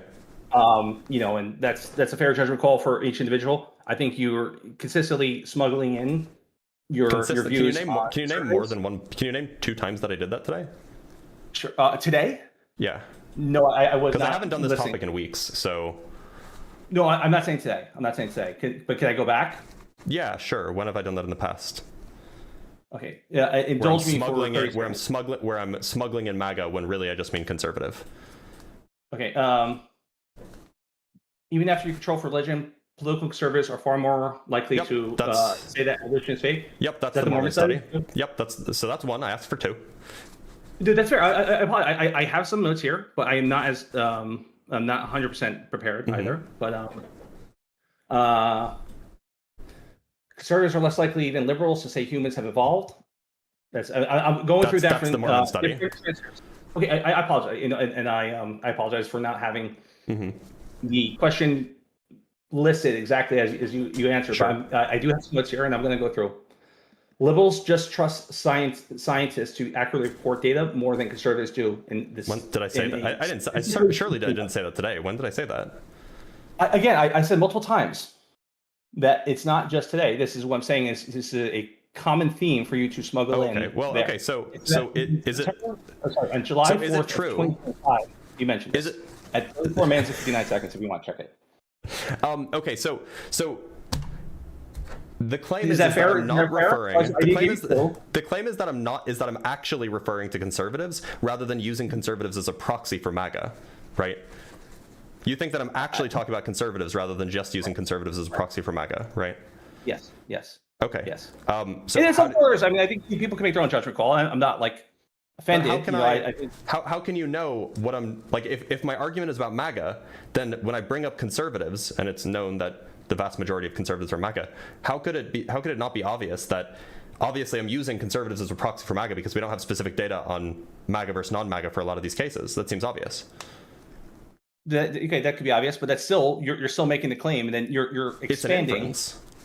It's an inference, and you're expanding. You're expanding, essentially saying, to quote you, liberals just trust the scientists to be accurate, report more data than conservatives do. It's statistically significant way. Yep. Okay, so which is fair. That's fair. And as MAGA are a subset, I think it should be reflected in what you're asking. As MAGA is a subset, as MAGA is a subset of conservatives, it follows that liberals trust the science more than MAGA does. But then say that in what you're saying. That's all. It's not a very hard concept here. Which is, if you're making the statement that you're making, spell out the inference. Maybe I don't know that. I guess. I thought it was pretty like conservatives are this way, and again, you can say, like, I think it's fair to say conservatives are this way. Therefore, we can easily infer that MAGA is also this way. Like, do you want me to say that every time? No, I just want to be behind your. I want for behind what you state. Well, I'm to say because MAGA I'm not. is conservative. Look, if I replace MAGA with conservative, the claim would be less true because that's fine. But then in basically every sense of the word, in basically every sense of the word, Trump is not conservative, right? But he is MAGA. No, look. I'm not MAGA. So, but I just find I find what you say to be disingenuous from this perspective. I listen to your other content. I think you're great. I have, that's fine. It's separate from. I don't see how it's disingenuous, but okay, fair enough. Okay. The other thing I would say is, the other perspective is you talk about anti-science, and you have a very slim definition, but I don't think that even within the liberal movement they are able to. The fact that the liberals are very anti-science in a slightly different definition is rather obvious to me as well. I mean, like you could argue that, I suppose. Fortunately, the live stream is about MAGA, not about liberals. But it's not about MAGA to me. Okay, well, fair enough. I will make the inference that it's not about MAGA; it's about conservatives, and that was kind of my first point, and then which brings to the second point, right? So the first point being that you're really not talking. To me, you're very much making a judgment call on conservatives, and you are not making. No, it's not a judgment call, it's an inference. Right. It's an inference. It's a statistical inference, in fact. That's right. Look, you're very good at what you do. I understand that your chat is going to agree with you. It's for others to agree or disagree. That's fine. But then the second point to me is just on what you define on anti-science in your pre-canned statement is very indefensible. But I think if you were definition, do you have a better definition for a political movement to be anti-science? Because if you have one, I'm all ears. I actually didn't try to make it intentionally narrow. I actually tried to make it kind of capture the idea that a political movement, so the reason why I use this definition is because political movements don't often state their position regarding science. It's not like you can't usually find like we hate science or we love science on like a political movement's website or whatever. So all you can do to determine whether a political movement has those characteristics is to infer it by the people who hold to that movement and by the actions of the politicians and the representatives of that movement. So that's why I have a two-part definition. You have the people who reject the consensus, and you have the people who undermine the consensus producing machinery. And I don't think that that's particularly broad. I think that I don't think that's particularly narrow. I actually think it's quite broad and it would cover a lot of things. I didn't listen to you today, but you often state the money being brought in to it from the political movement. And I think that's probably a fair assessment of what's happening. But I think if, as an example, if a liberal congressman brings a person to a congressional hearing, I think that is a good understanding of what their views of science are. Now, can I encapsulate that into something that's digestible for your live stream? I probably cannot at this very moment. I don't really understand what you mean. Like, so if a liberal brings somebody to a hearing, yes, and then the person that they bring to the hearing, what's the claim? I would stand reason to me that they reflect the value, the scientific understanding of the liberal movement.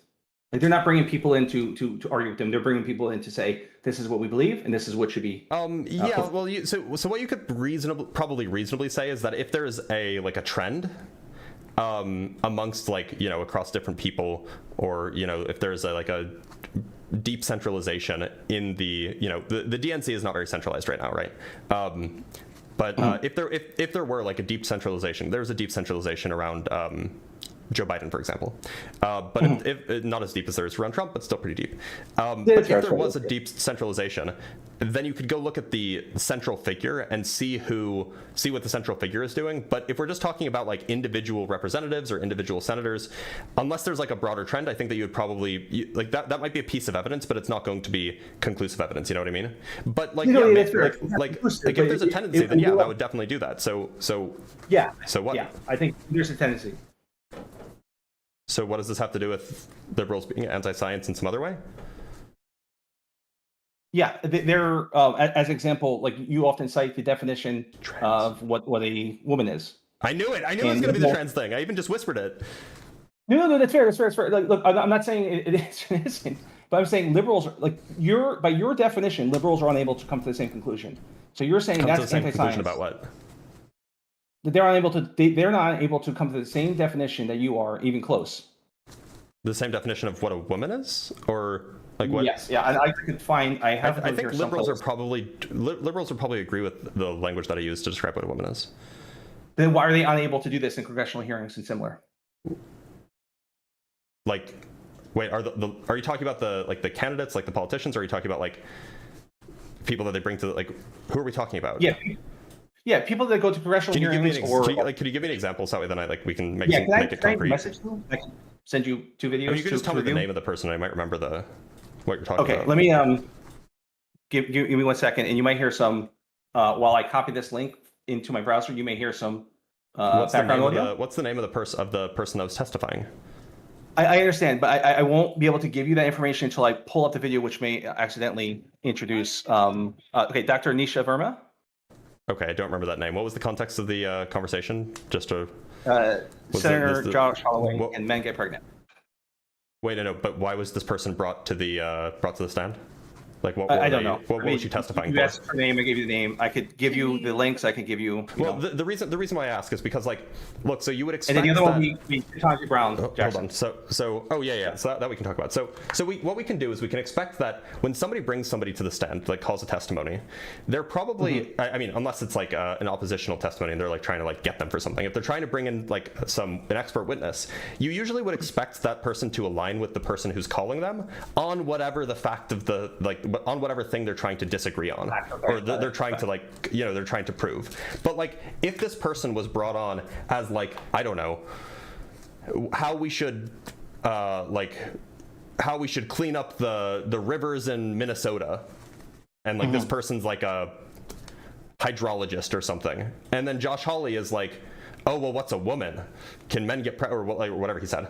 Like, the point is what you can infer from a liberal bringing them on is that they represent their view regarding the thing that the purpose of the testimony is for, right? So yeah, so if the purpose of the testimony was like about trans folks, then sure, one would expect that the person that they would bring would be representative of the view. But I'm not sure how one would establish that a person like, if they brought in an expert hydrologist who happens to be like delusional with regards to like, I don't know, like the Mongol horde, and then Senator or Congressman Josh Hawley says, yeah, but what do you think about Genghis Khan's invasion of Persia? It's kind of unrelated. No, unrelated or not, I'm just saying that it seems to be a challenge with doctors literally being brought on and be able to come to a similar conclusion that you are. And to me, there's either one of two things: either they're not as science based, for the people that I think is a fair. Like, this is not. I don't have time nor to give you dozens of examples. But I'm giving you examples, and these are literally a doctor. And I think they're both technically doctors, one more in science or medical than the other. Sure. But I think that's a fair representation of what it is, and they're unable to come to a similar conclusion that you are. The question of what a woman is a linguistic, and that they're not. The question of what a woman is not a scientific question, right? That's a linguistic and philosophical question. But you bring this up all the time. How we categorize things. Yeah. But this is what you bring up all the time, right? The important point is that if you ask the doctor, or like some sort of psychologist or psychiatrist, sociologist, whatever, like, if the question was not what is a woman, if it was are sex and gender the same thing, or are sex and gender different things, then I'm sure you would get an answer. Because that's actually something that like the science can talk about, because like these are categories that we've come up with, and then it turns out when you do science to examine what those categories refer to, they do refer to different things. Yeah, I think my evidence is clear. I understand your position. It's for others. What I said though, but okay. Oh, I 100% did. I 100% did. But there's no point for me to look. You're well versed in this topic. You're very good at what you do. And just because I disagree with you doesn't mean I don't respect you. But that's I don't think I'm going to convince you. To me, it's up for the viewers to determine. But like, you haven't brought up a point where the liberals brought up somebody who is like anti-science or doesn't understand the science or something, right? One more time. You haven't brought up an example of like a case where somebody didn't understand the science or wasn't representing the science correctly or whatever. I just did. I just gave you two. No, those are again questions about what a woman is. Yep. What a man is. These are philosophical and linguistic questions. These are not scientific questions. These are questions about how we categorize things. you bring them up consistently, and this is my overarching I theme, bring up which I bring up the distinction between sex and gender. That's an important distinction. But the way that we use words the way that we use words is that's like a sociological linguistic phenomenon, right? Like we use words in a way to try to be understood by others, etc. Now, I can give you a definition that I think is relevant and applicable for what a woman is in like today's day and age, but that's not informed on by like some biological feature or some like brain structure. That's informed on like the way that I think that we should use certain words in certain contexts. my understanding is you use the National Academies of Science, Engineering, and Medical definition of gender to inform what. So those are the definitions of gender, not the definition of a woman. That's fine. That's fine. But right, unfortunately, so gender is something that can be investigated scientifically. Woman is a linguistic category that we assign, or it's a linguistic gendered category. These are different things. It is a very basic category to be understood by any scientific-minded person. It's not a scientific. It's not a scientific question. Okay, that is a fair. That is your interpretation of it. I will leave it to the viewers to have their own interpretation. I understand you will declare a victory on that, but those are my primary points. I think, you know, just to recap, I think you smuggle in a much larger thing. You smuggle in your view on conservatism, and then you brought in anti-science based on the need at the time, one way or the other. That's it. But, you know, again, I do appreciate everything you do. I really appreciate, you know, even this content, you know, your physics content. Like there's stuff that I could never understand, but I do overall appreciate it. Okay, well, thanks for being here, Joe Builder. Thank you, man. Yeah, I don't know. That was a weird conversation. Like, he was just tone policing the whole time. But, you know, perhaps it's worth having those conversations occasionally. One sec.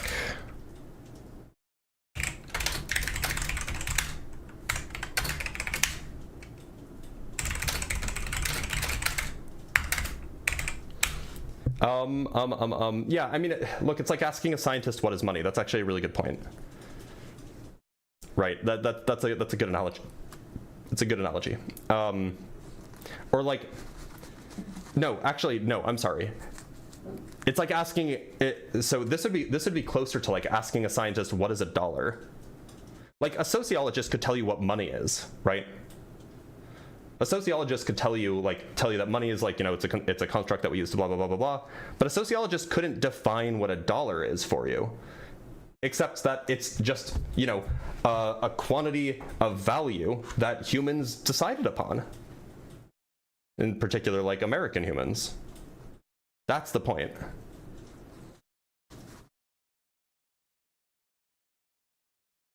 Anyway, let's hydrate a little bit.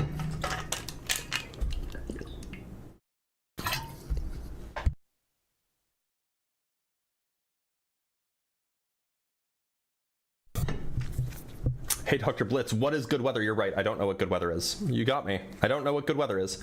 Yeah, I mean, like, look, he can have, Joe Builder can have criticisms. If they want to have criticisms, that's fine. Not everybody has to like everything that I do. I think that, you know, I'm not sure if those criticisms were warranted. They seem like a little nitpicky. Or arguably just wrong, but, you know, we'll let the comments decide, I guess.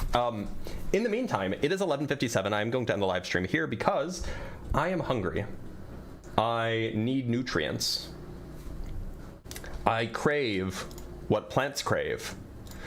We did get another super chat from L'Oreal for $20 to get more bread. Look, gluten-free bread goes bad quickly, and that's kind of a bummer.